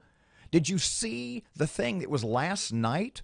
All the Democrat celebrities in Hollywood who are freaking out. What was the Michael Moore line? We need to end the system that brought Trump to the White House. Does that mean he wants to do away with elections? What exactly does that mean? No, you know what, Robert? There are a lot of successes right now under Mr. Trump, but our country's more divided than ever, and that worries me. Look over your left shoulder. What do you see on TV? CNN. Yeah. So it's all Trump? No, it's CNN. It's No, it's the leftist media attack. What do you think all this FISA stuff is about? It's coming to the fore. I want to see Congress come together, stop all this bipartisan bickering. Pardon me just a second. And work for what's best for us. Okay, now we're getting to my John Milton quote. Mm-hmm. Better to reign in hell than serve in heaven. What is the cornerstone right now of the Democratic Party? That we should have open borders, that we should have amnesty, that, like I've said 1,000 times, that anybody, for any reason, should get to come to our country under any auspice, be here as long as they want, come and go as they please, and take advantage of our entitlements, including health care, education, and housing, anytime they want. And like I said to John Kennedy, like I said to Mike, like I've said to any number of politicians, how do you negotiate with somebody who wants to destroy your country? You have said to me yourself that you get it, that the reason the Democrat Party wants open borders is to create a voter base of people that they can depend on, of people that need government aid. If the purpose of a political party, i.e. the Democrats, is to bring in millions and millions and millions of uneducated and generally unemployable illegal aliens. If the purpose of a political party, the Democrats, is to grant amnesty to the 20 to 25 to 30 million who are already here, how do you negotiate with that? How do you negotiate with a party, with a political party, the Democrats, whose goal is to make America a third world bad place? How do you negotiate with that? You can't. So now we're back to John Milton, aren't we? Here's the Democrat Party. Better to reign in hell than serve in heaven. The Democrats are a party that would rather America be hell, and they would rather be in charge of hell. They would rather have a poor country, a country where everybody depends on the government, everybody needs a check, everybody is uneducated, everybody is poor, but they get to rule in hell rather than serve in heaven. I hate this. I hate this divisiveness.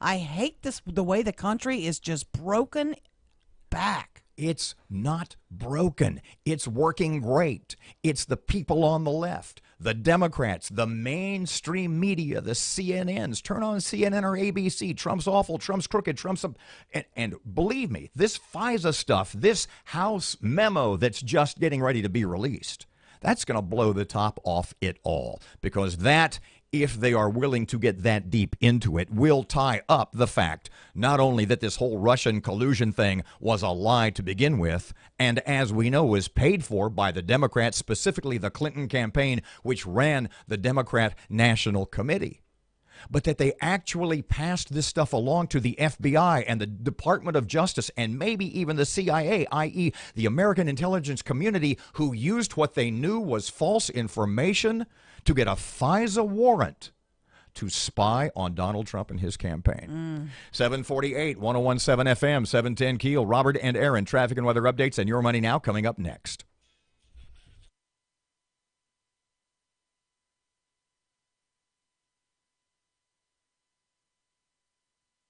Payne Mechanical, you're authorized to upgrade that noisy old unit.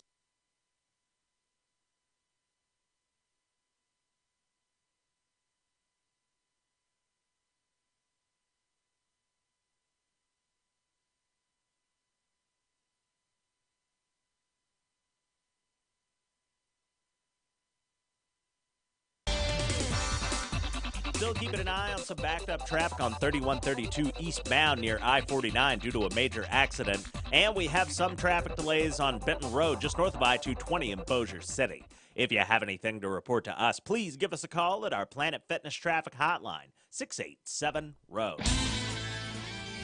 749, here's your KeelAccuWeather.com forecast. Kind of sunny, but cooler today. Low 50s, maybe middle 50s. Right now, 33 at Keel. 750, Your Money Now.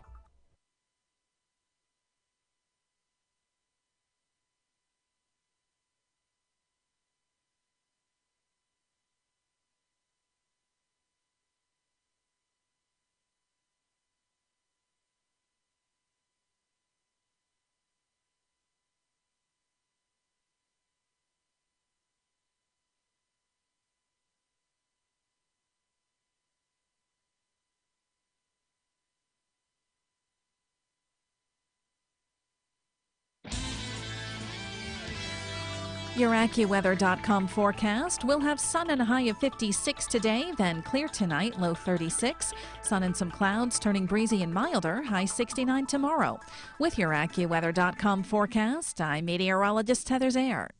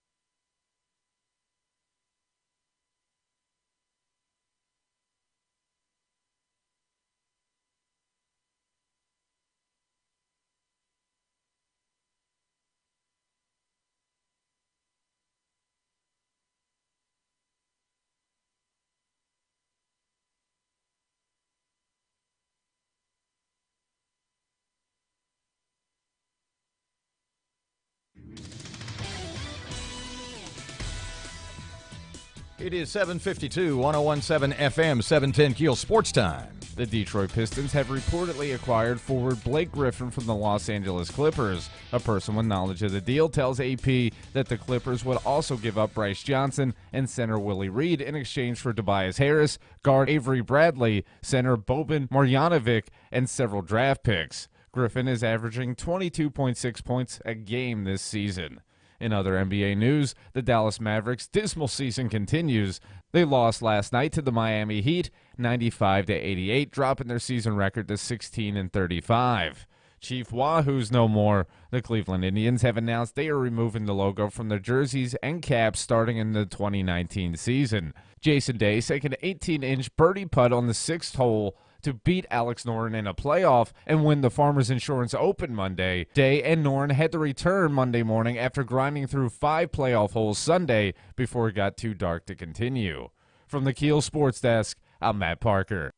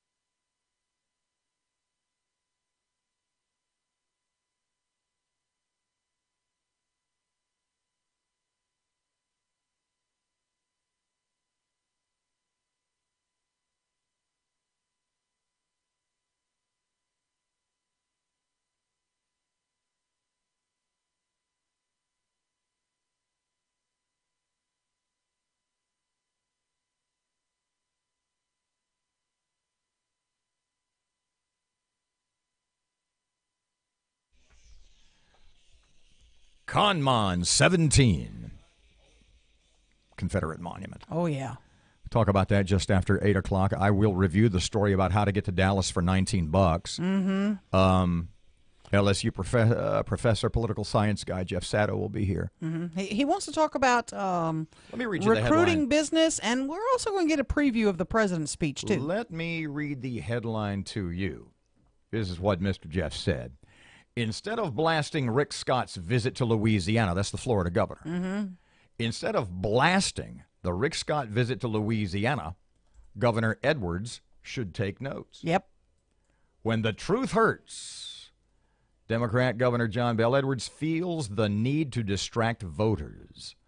Edwards took umbrage when Florida Republican Governor Rick Scott visited Louisiana for what he termed a trade mission to entice Louisiana businesses to relocate to his Sunshine State. What was the term John Bell used? Poaching our businesses. Yep.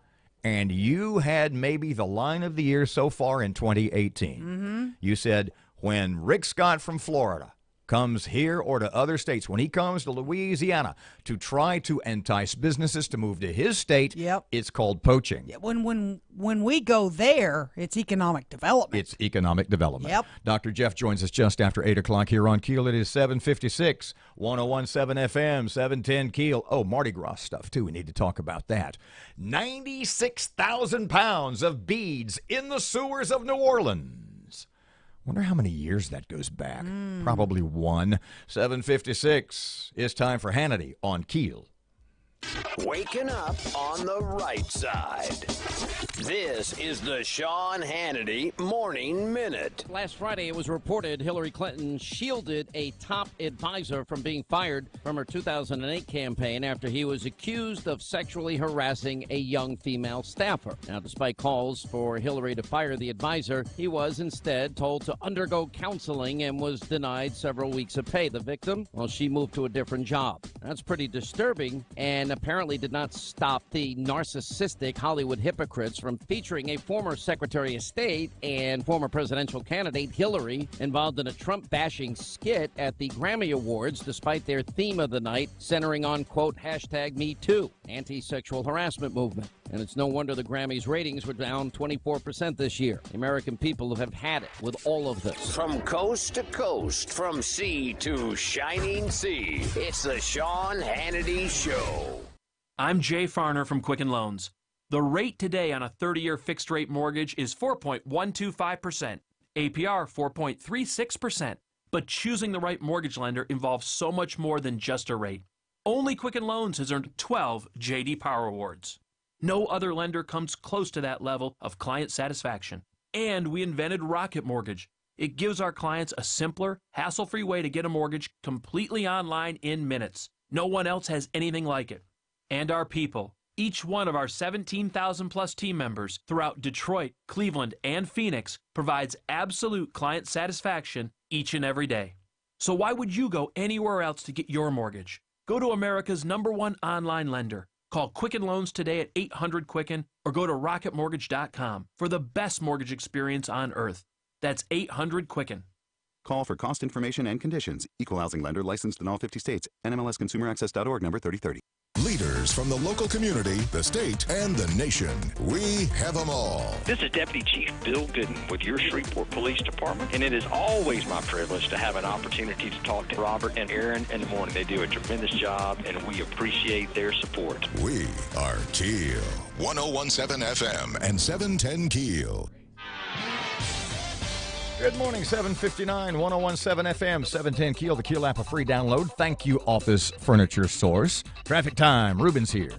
Just received reports of a major accident on 3132 eastbound right before the entrance ramp to I-49. And we're keeping an eye on some backed up traffic on I-20 westbound. Starting at Spring and Market, it's backed up past Benton Road right now. If you have anything to report to us, please give us a call at our Planet Fitness traffic hotline. That's 687-ROAD.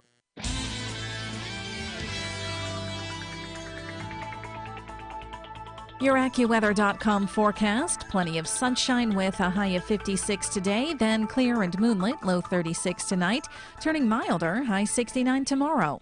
With your AccuWeather.com forecast, I'm meteorologist Heather Zayer. breaking news and trending talk. This is 1017 FM and 710 KEEL. KEEL, Shreveport.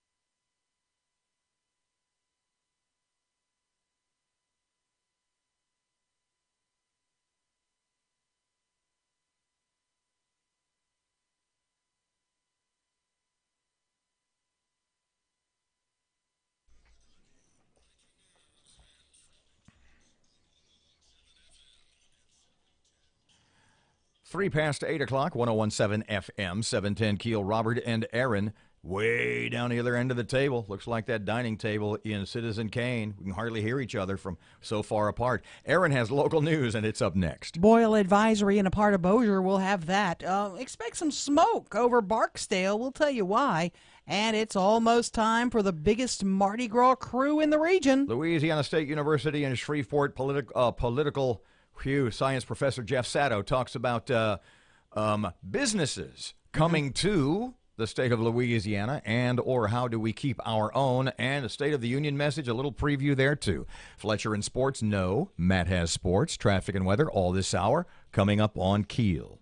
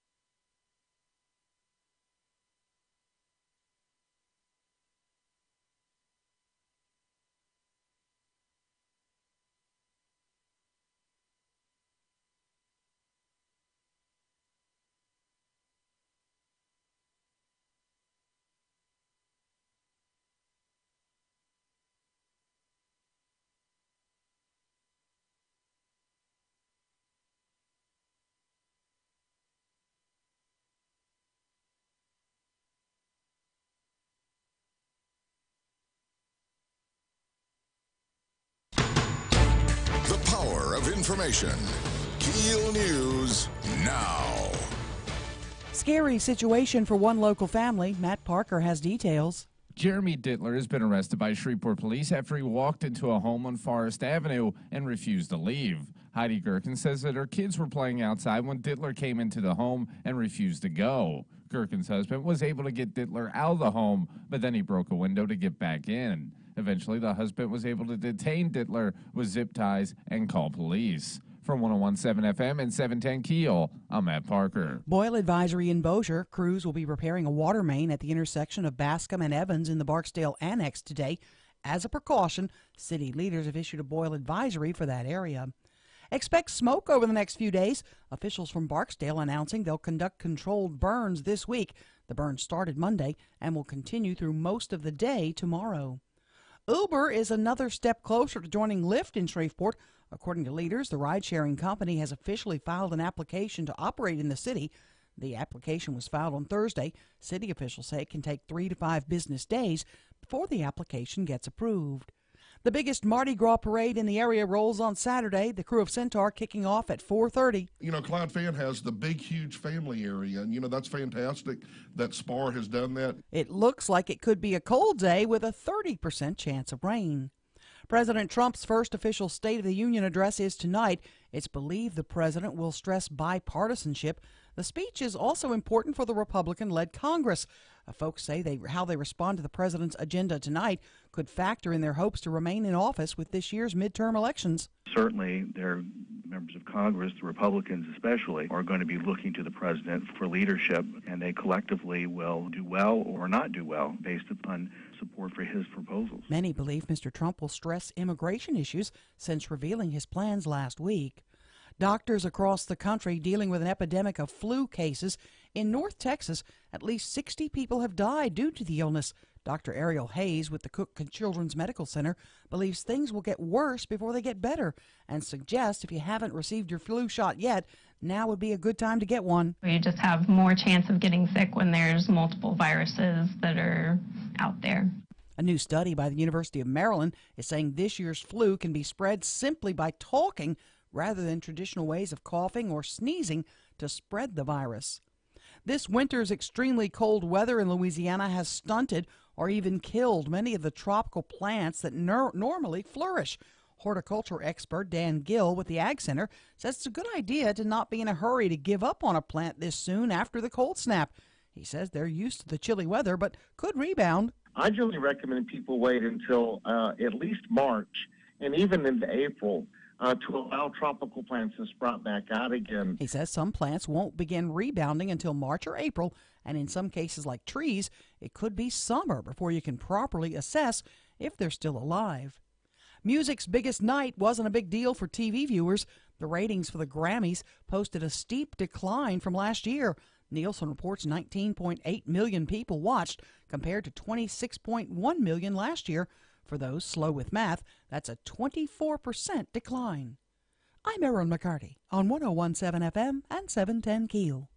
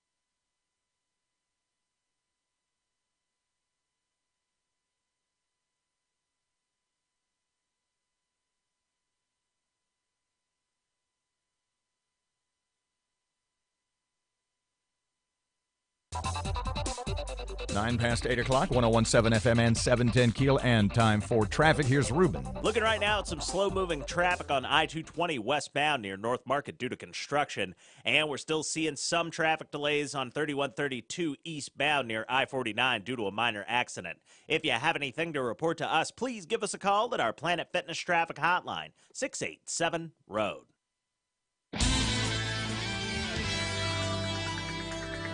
Your AccuWeather.com forecast. We'll have sun and a high of 56 today, then clear tonight, low 36. Sun and some clouds, turning breezy and milder, high 69 tomorrow. With your AccuWeather.com forecast, I'm meteorologist Heather Zayer.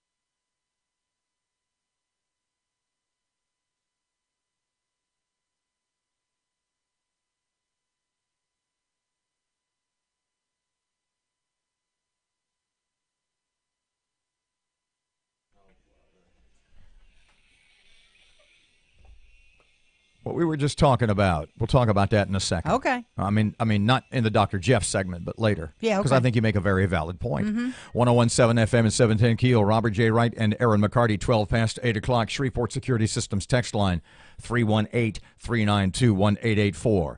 Dr. Jeff Sato is a political science professor at Louisiana State University in Shreveport. Hey, Dr. Jeff, how are you today? Thank you for taking time. Well, fine, thanks. How about you all? Let's start with your awesome headline, because this is sort of something that Erin and I discussed in some depth when it was topical a couple of weeks ago.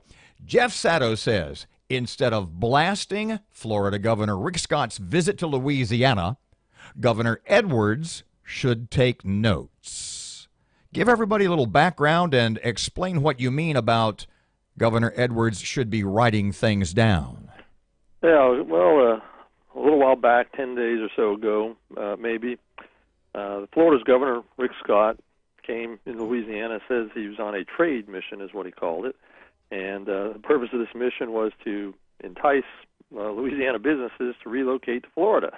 And with that, he spelled out his case. He says we have no corporate income tax. We're not trying to raise taxes around here. In fact, we're trying to cut them, and so on, which, of course, Governor Edwards didn't appreciate very much that kind of commentary. As a matter of fact, Governor Edwards used the term, he's coming to our state and poaching our businesses, trying to poach business, right? Mm-hmm. Yeah, but, if Florida's got a certain set of laws and, that an offer, so to speak, is out there because of that, well, what's he going to do? So what do you think? What do you think John Bell needs to learn from Rick Scott? Well, when we look at the comparative economic performances of Florida and Louisiana, it's hard to say that Louisiana is doing better than Florida, and certainly you would think that those kinds of policies that Scott was mentioning, emphasis again not on raising but lowering taxes, not having an income tax, and so on, that those would have something to do with that. So maybe Edwards ought to be considering those kinds of options rather than the course that he's taking presently. The doomsday budget he's presented to lawmakers, some have called it laughable, others have said it's an embarrassment. How does Dr. Jeffrey Sato classify this doomsday budget?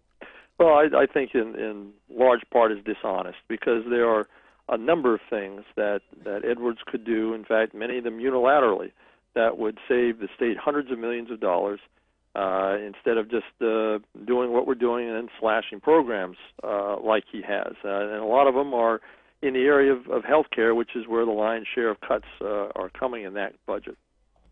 Do you anticipate lawmakers and the governor will come to terms, or are they more likely to extend that penny sales tax to try to shore up the deficit? Well, it seems to me with the intransigence from the governor's mansion on this rigid insistence that there has to be some kind of permanent tax increase to sustain the current level of spending and the way money is spent in the state, that what's going to happen is Republicans are just going to conclude that they just can't work with this guy, that he's probably going to be out of office in fewer than 2 years, and so they would extend temporarily a portion of that sales tax, maybe half of it, something like that. Can we shift gears to tonight, the President's State of the Union address? Sure, why not? What are you anticipating? Staying on the tracks or coming off the rails? Well, with President Trump, you just never know what's going to happen. Excuse me just a second, Jeff, because we had a soundbite. Where was the guy from? Was it in New Orleans? He was Hogan, the political science professor at LSU. Trump flying off the handle, and I said, I'm not sure that Donald Trump ever really flies off the handle. He gets a little bit intense sometimes, but he is as innate and instinctive a strategist as I have ever seen. I'm not sure there's much that Trump does that he doesn't, that there's not a purpose behind it. Do you? Yeah. No. I think he's the things he does, even those that may seem outrageous, and I think they're largely planned, and they're there to provoke, which he's very successful in doing with a lot of people on the political left. So, again, you can say that you don't quite know what's going to happen, but at the same time, but when it happens, it's not that it's spontaneous. It's something that he's thought about. Well, and pardon me, the proof is in the pudding. Look who's, to use his term, winning, right? Yeah, and in the sense that policy objectives that Trump wants, and that in fact many in the Republican Party have wanted for decades, are being done. He's accomplishing them, and so again, in terms of style points, maybe a lot of people are turned off, but he's following through on many points of his agenda, and then again many things that have been wanted by Republicans and conservatives for some time. His top 3 accomplishments in his first year, what would you put on that list? Well, certainly number one would be rolling back intrusive regulations in the federal government. You see that particularly in the area of the environment, but there are others as well, the financial sector and the like. Also, of course, the tax cuts that have started at the beginning of the year, that certainly would be that's something that's going to make a huge impact. And then foreign policy, in the sense that he has reoriented it to let's say give United States interests their proper emphasis, as opposed to subordinating them to some kind of world interest, real or imagined. His 3 failures for his first year, if you had to pick three areas where he needs to improve. Well, certainly the ongoing situation with health care that's just festering and becoming worse every day, and he and Republicans have not done a whole lot to be able to address that. Also, some of his style points sometimes get in the way of his message. So it's a double-edged sword. Sometimes it's very helpful for him, but other times it's not. And then also just the turnover, I guess we see at the upper levels of government. For whatever reason, maybe his style, maybe differences in expectations. We have seen in terms of, if you want to call it personnel management, that he's had some problems there. Mr. Jeff, just in about 30 or 45 seconds, this FISA memo stuff, is this going to blow the roof off this deep state conspiracy idea that a lot of people think is legit? Well, we hear all sorts of rumors about how there's going to be some very sweeping statements being made about things that have gone on with that, and maybe the FBI and the Department of Justice. So I guess we'll have to see what all that's about. But yeah, I mean, apparently something significant is coming, and based on what I see in the first year of the Trump presidency, it doesn't seem outrageous to me to proffer the idea that there could in fact be a behind-the-scenes, a shadow government plot between a political party and or candidate and the Department of Justice and any number of people to steal an election. Yeah, well, I don't know if there's a plot there or whatever, but something I think which is pretty obvious is that there has been an increased politicization. How's about unspoken conspiracy? Yeah, I think we're going to have to wait to see what's going on there. But I would certainly say there's been more politicization in the United States federal bureaucracy, and that's something that can't be helpful. Dr. Jeff Sato, LSU political science professor, thank you very much for your time, as always. Greatly appreciated. Sure. 20 past 8 o'clock, 101.7 FM, 710 KEEL traffic. Here's the latest. Here's Ruben. Looking right now at some slow-moving traffic on I-220 westbound near North Market due to construction. And we're still seeing some traffic delays on 3132 eastbound near I-49 due to a minor accident. If you have anything to report to us, please give us a call at our Planet Fitness traffic hotline, 687-ROAD. Your AccuWeather.com forecast. We'll have sun and a high of 56 today, then clear tonight, low 36. Sun and some clouds, turning breezy and milder, high 69 tomorrow. With your AccuWeather.com forecast, I'm meteorologist Heather Zayer.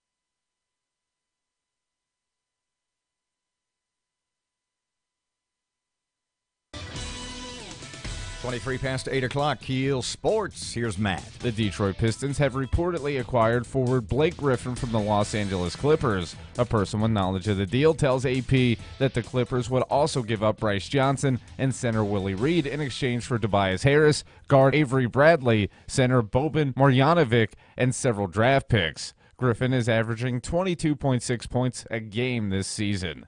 In other NBA news, the Dallas Mavericks' dismal season continues.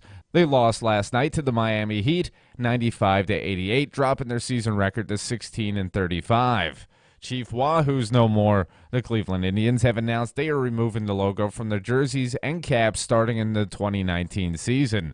Jason Day sank an 18-inch birdie putt on the sixth hole to beat Alex Noren in a playoff and win the Farmers Insurance Open Monday. Day and Noren had to return Monday morning after grinding through 5 playoff holes Sunday before it got too dark to continue. From the KEEL Sports Desk, I'm Matt Parker.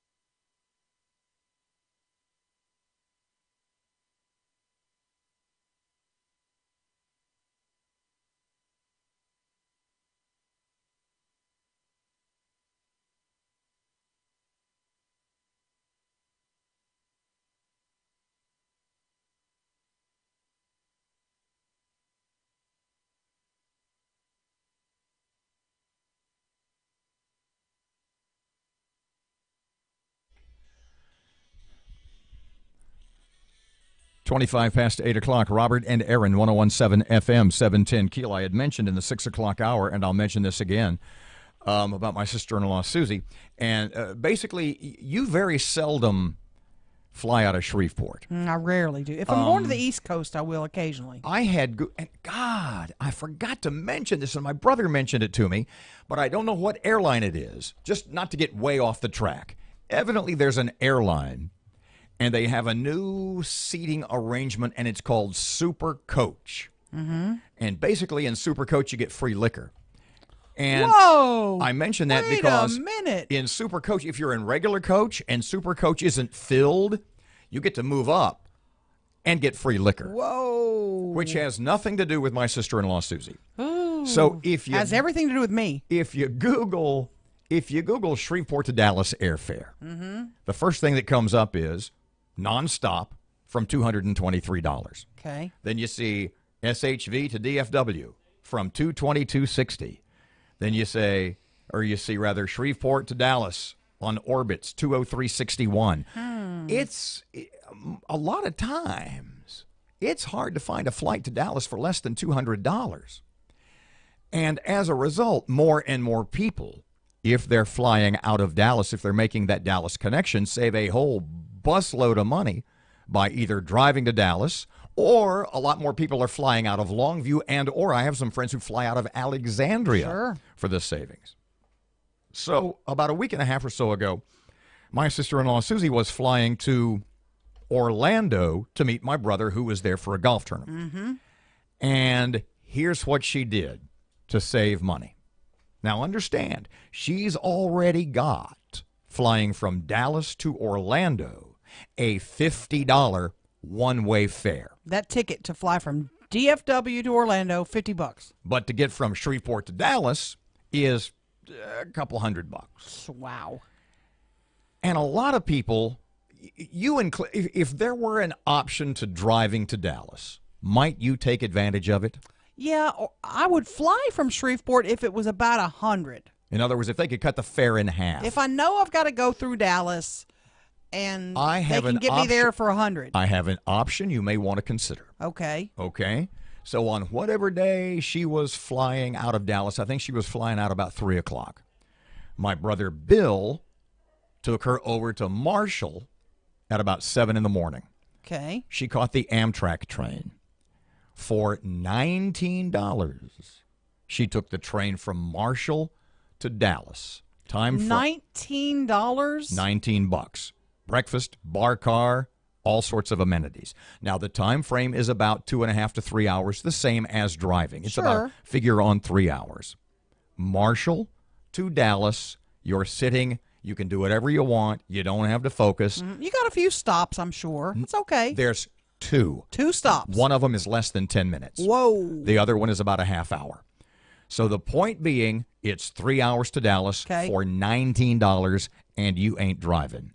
When you get to the main station in Dallas, I think it's Union Station, I forget. You get on another train from the red line to the blue line or blue line to the red line. The point is, for another $2, you go to the airport. OMG. For $21. So for her to get from Shreveport to Orlando was a free ride to Marshall, a $19 train ride, a $2 train ride, and a $50 airfare. Goodness. That's like $80. That's incredible. Something you might want to think about. That's incredible. What a great idea. 29 past 8 o'clock, 101.7 FM, 710 KEEL traffic update just ahead of Miss Erin local news. Here's Ruben. Looking right now at some slow-moving traffic on I-220 westbound near North Market due to construction. And we're still seeing some traffic delays on 3132 eastbound near I-49 due to a minor accident. If you have anything to report to us, please give us a call at our Planet Fitness traffic hotline, 687-ROAD. Your AccuWeather.com forecast. We'll have sun and a high of 56 today, then clear tonight, low 36. Sun and some clouds turning breezy and milder, high 69 tomorrow. With your AccuWeather.com forecast, I'm meteorologist Heather Zayer. This Valentine's Day.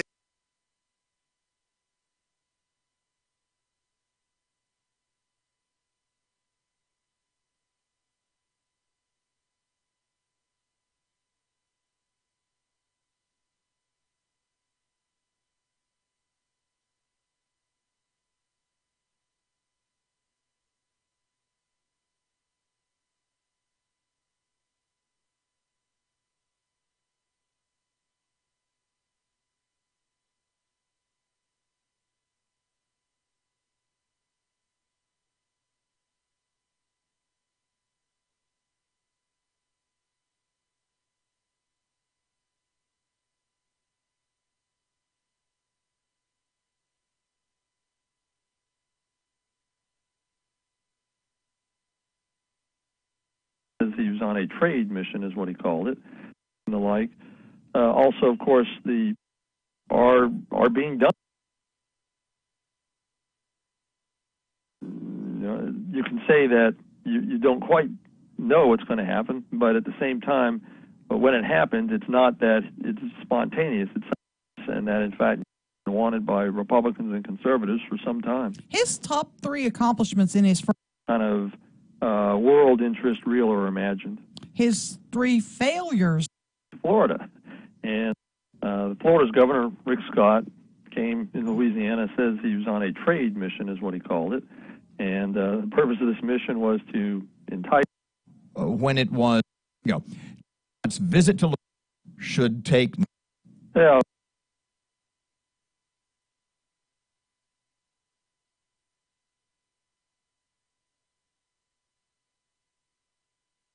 Florida's governor, Rick Scott, came and says, well, of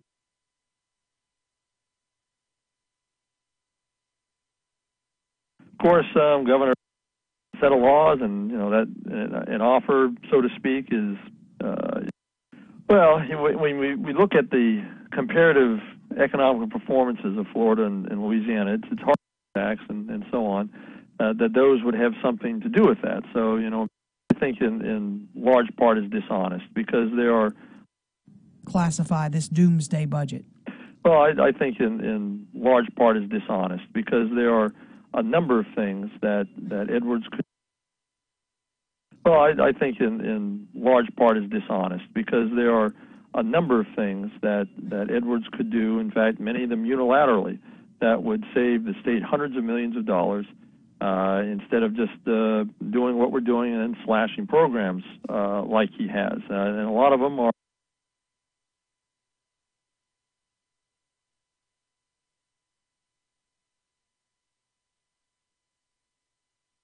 Do you anticipate lawmakers and the governor will? Well, it seems to me with the intransigence from the governor's mansion on this rigid insistence that there has to be some kind of permanent tax increase to sustain the current level of spending and the way money is spent in the state. That what's going to happen is Republicans are just going to conclude that they just can't work with this guy, that he's probably going to be out of office in fewer than 2 years, and so they would extend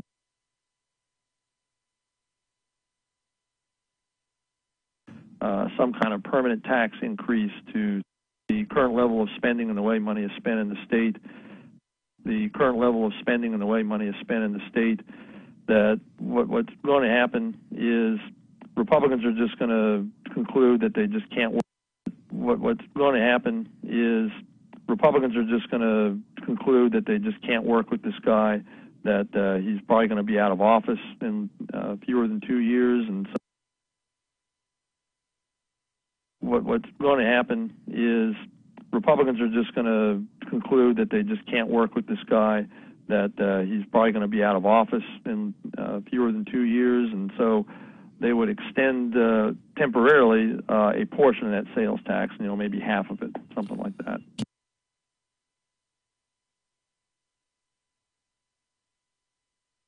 What's going to happen is Republicans are just going to conclude that they just can't work with this guy, that he's probably going to be out of office in fewer than 2 years, and so they would extend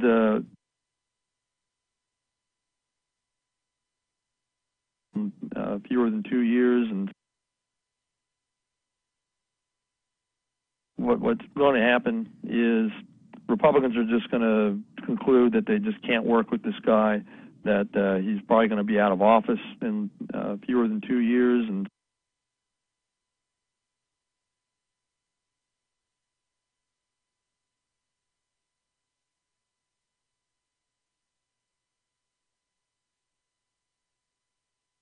they would extend temporarily a portion of that sales tax, maybe half of it, something like that. Can we shift gears? Super Bowl, New England takes on Philadelphia. Budweiser, of course, is the big advertiser during the game. I'm Erin McCarty on 101.7 FM and 710 KEEL.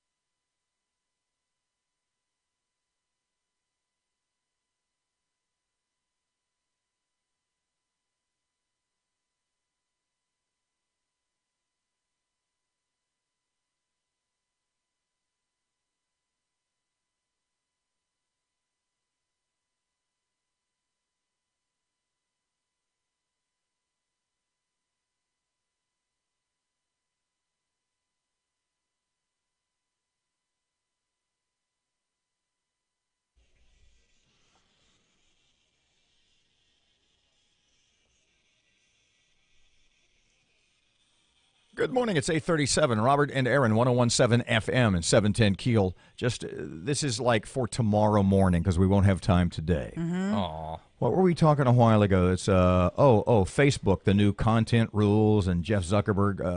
I'm going to make Mark Zuckerberg. Mark Zuckerberg. Yeah. Who's Jeff Zuckerberg? That's a Hollywood guy. I don't know. And Zuckerberg is going to make it. He's going to make it safer and better for everybody. But he is going to be the arbiter of what's offensive and what's hate speech. Have you clicked on the whatever they call it, the application? Greg was showing it to me yesterday. They are. I'm going to show you it later, and you're going to freak out how much they know about you. There's some buttons you can click on, and it'll show you on Facebook.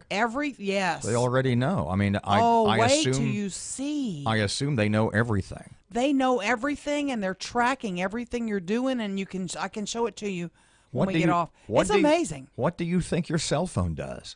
I know. I understand everything you do, everywhere you go, everything you look at.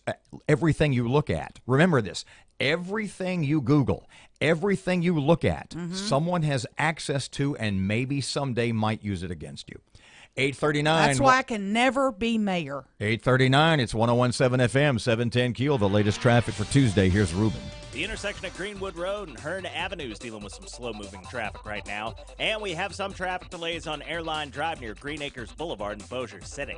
If you have any accidents, hazards, or closures to report to us, please give us a call at our Planet Fitness traffic hotline. That's 687-ROAD.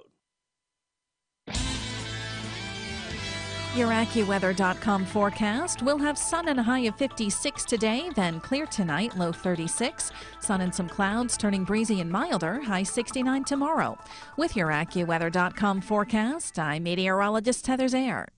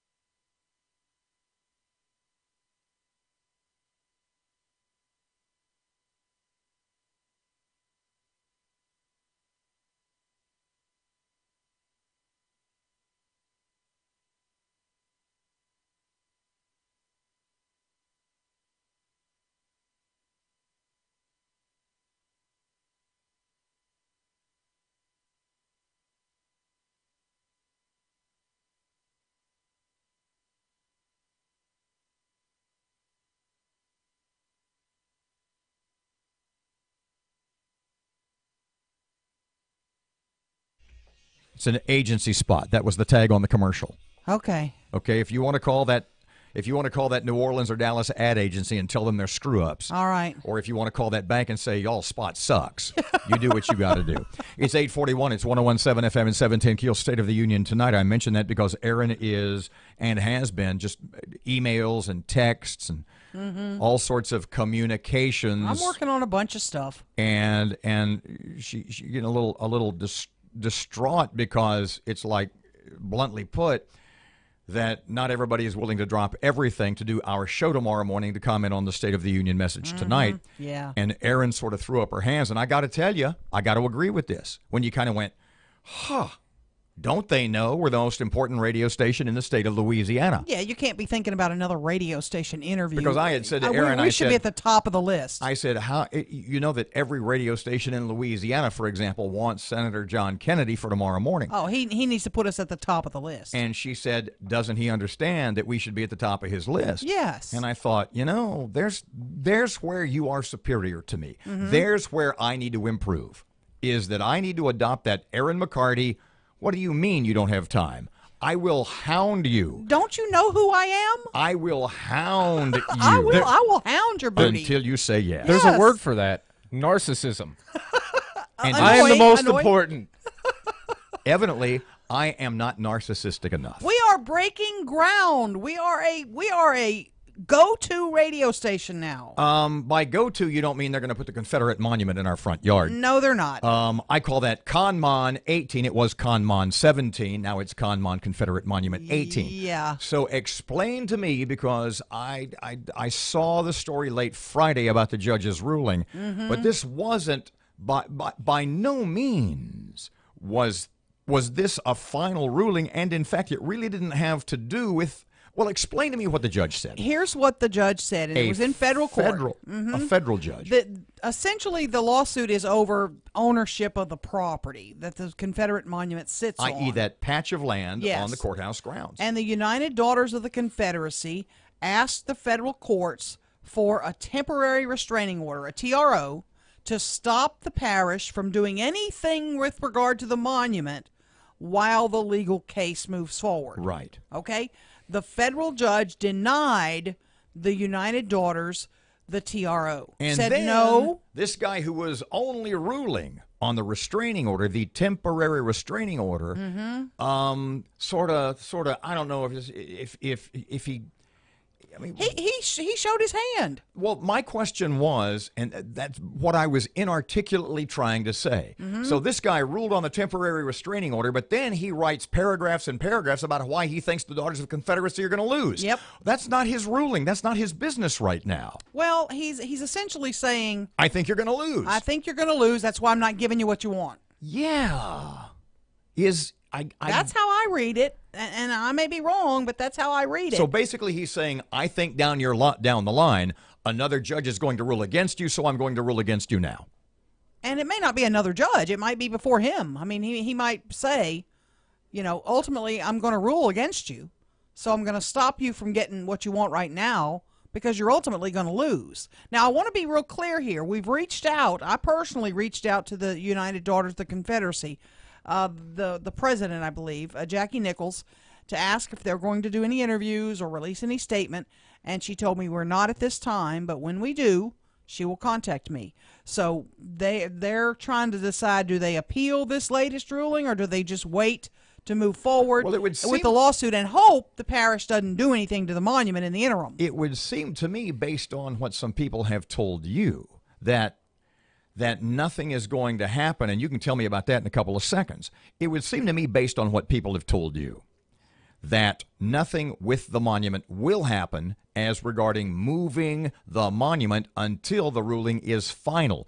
So if I am, and I'm hardly a legal consultant, but if I am just telling the Daughters of the Confederacy what to do, I'm saying, look, they're showing you their hand. I mean, the Caddo Commission. They say they most likely won't do anything because of the cost until the ruling is final. Because you don't want to move it and then have to move it back. But you know what? And Greg Adams made this point yesterday. We were at lunch, and he said there's nothing to stop the parish from going out there and putting a big tarp over it. Which is they can go now and just drape a whole tarp over it so no one can see it. So my question is, am I likely to wake up one morning? Is this going to be like Moon Landrieu in the middle of the night in New Orleans? No. Is the Caddo Commission going to bring in like this clandestine work crew? I would be shocked if they did that. I think they need a vote first. They need a vote to appropriate the money because it's going to cost. Doug Dominic told me yesterday a couple of $100,000. We've heard a figure of $1 million. We don't know how much it's going to cost to move it. And is it the goal of the current commission to move it without having a place to put it? Because basically, if you move it now, it's my old story about the Ark of the Covenant in the Indiana Jones movie. And it's like the Confederate monuments in New Orleans, and for a lot of people, it's like the Confederate monument here. If they could take that and put it in the box, and just like in Indiana Jones and the Raiders of the... If they could take that and put it on the highest shelf in the farthest, darkest region of the biggest warehouse, never to be seen again, that is what they would do. But because of the cost, I get that from what you're telling me is that probably ain't going to happen. No, they would have to find and appropriate the money, and that takes a vote of the parish commission. Dr. Wilson just can't go and decide.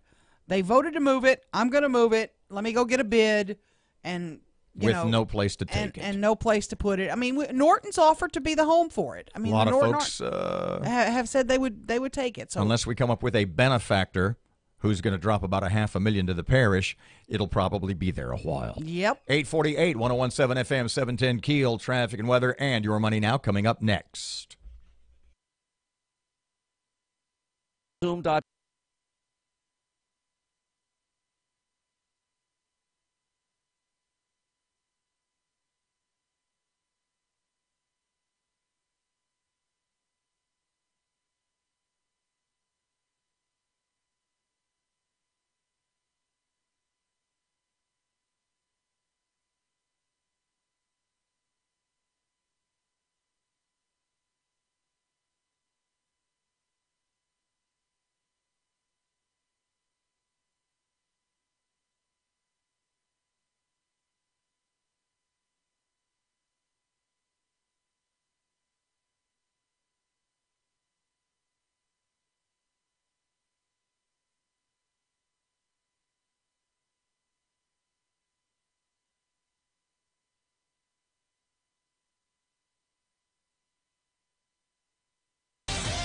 The intersection at Greenwood Road and Hearn Avenue is dealing with some slow-moving traffic right now. And we have some traffic delays on Airline Drive near Green Acres Boulevard in Bossier City.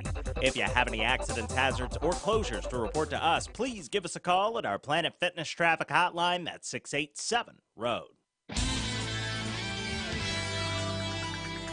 Your AccuWeather.com forecast. We'll have sun and a high of 56 today, then clear tonight, low 36. Sun and some clouds, turning breezy and milder, high 69 tomorrow. With your AccuWeather.com forecast, I'm meteorologist Heather Zayer.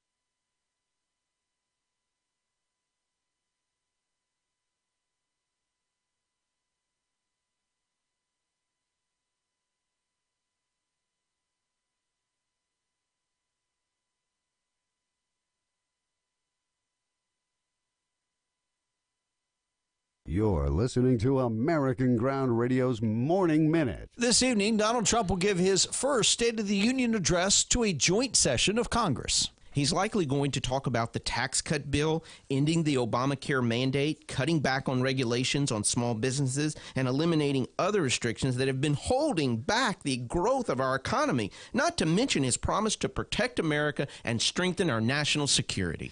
But so far, 8 Democrats and 1 Supreme Court justice have said they're boycotting Donald Trump's State of the Union address. That does not bode well for the state of our future union.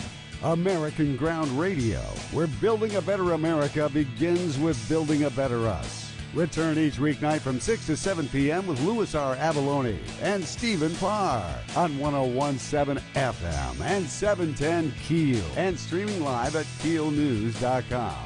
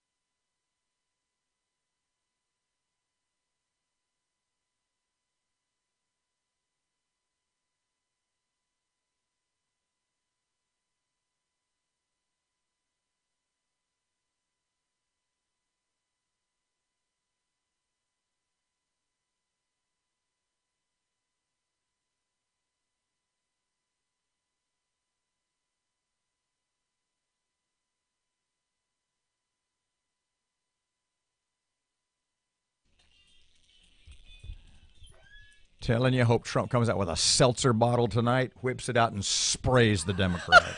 That'd be awesome. The crazier he gets, the happier I get because he freaks them out. Pop some champagne and spray the crowd. Yeah. Awesome. I mean, it makes them crazy.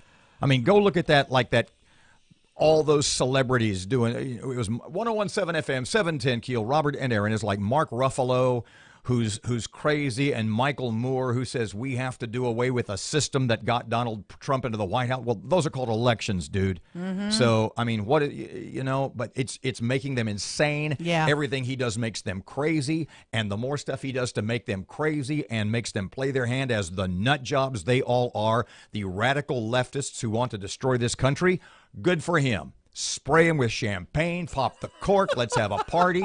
Can you imagine confetti falling in the House of Representatives? Why not just moon them? Like that would be awesome. Drop your britches and moon them. Ruth Bader Ginsburg, you're not here. This is for you. Crazy hat lady from Florida, right here. Kiss this, baby. God, that would be awesome.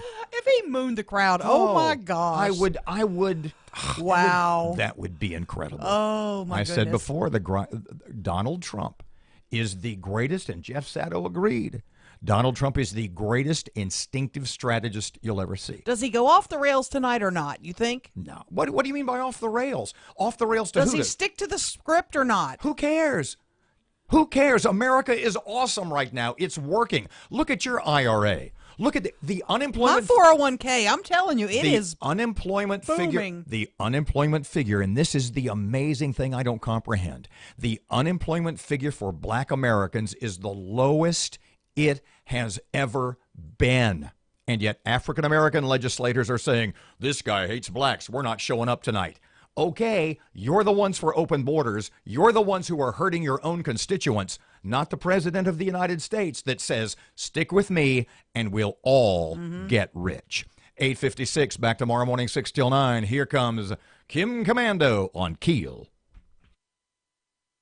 Fitness trackers have revealed the location of secret United States military bases. But the real story of how the news went viral reads like a Hollywood movie script. Kim Commando with your Tuesday Consumer Tech Update. The thing about Fitbits, or smartphone fitness trackers, is that as they track your heartbeat and blood pressure, they also record your exercise route with GPS accuracy. Enter 20-year-old college student Nathan Russer. Nathan's research into the ongoing wars in Syria led him to discover maps showing pinpoint heat sources on the Earth's surface in parts of the Syrian desert that were supposed to be unoccupied. And when those maps were overlaid with the daily exercise routes generated by fitness trackers showing activity in the Syrian deserts, not far from the conflict zones, there could only be one explanation: unmarked secret military bases. And if a 20-year-old college student can find them, the real enemy isn't far behind. Message to America's military: get rid of the fitness trackers now. I'm Kim Commando. Here's an incredible HelloFresh dinner that your family is going to love. And this is from my recipe list for this coming week. And after a busy day, it's only going to take 40 minutes. It's the HelloFresh grilled cheese tacos with fresh avocado, cilantro, autumn sweet potatoes, and a fabulous aroma tomato salsa. The delicious Mediterranean cheese stays firm and delightfully chewy when you lightly fry it. Best of all, it's only 760 calories. As always, the insulated HelloFresh pack arrives on the day that I choose with everything I need. Fresh, crisp, and in exact quantities delivered to my front door with easy-to-follow step-by-step instructions. And if you have little chefs in the house, have them help by mixing up the fresh salsa and filling the tacos. Try it for yourself. For a limited time, get $30 off your first HelloFresh meal. Go to HelloFresh.com/Kim, and the shipping's free. HelloFresh.com/Kim for $30 off. You know how to tell if somebody's serious about their work? Look at their feet. If they stand in a pair of Red Wing shoes, that means they stand for something. Red Wing stands behind their boots. Their brands include Red Wing Works, Irish Setter Hunt, Irish Setter Work, Vask, and Red Wing Heritage. Red Wing measures your feet for ultimate fit and comfort. Red Wing Work and Sport boots are on sale. Red Wing on Uri Drive, just north of Kroger, and in Bossier next to Bossier Power Equipment. Red Wing Shoes. Work is our work. 101.7 FM and 710 Keel. Your home for the newsmakers and all the big stories. Hello, I'm Mayor Ali Tyler of the city of Shreveport. We love Robert and Erin on Keel each morning. They really share with our public what's going on in our community. We are Keel. 101.7 FM and 710 Keel. The intersection at Greenwood Road and Hearn Avenue is dealing with some slow-moving traffic right now. And we have some traffic delays on Airline Drive near Green Acres Boulevard in Bossier City. If you have any accidents, hazards, or closures to report to us, please give us a call at our Planet Fitness traffic hotline. That's 687-ROAD.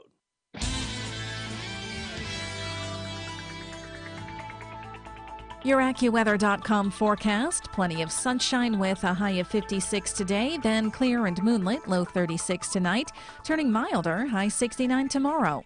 With your AccuWeather.com forecast, I'm meteorologist Heather Zayer. Breaking news and trending talk. This is 101.7 FM and 710 KEEL. KEEL, Shreveport.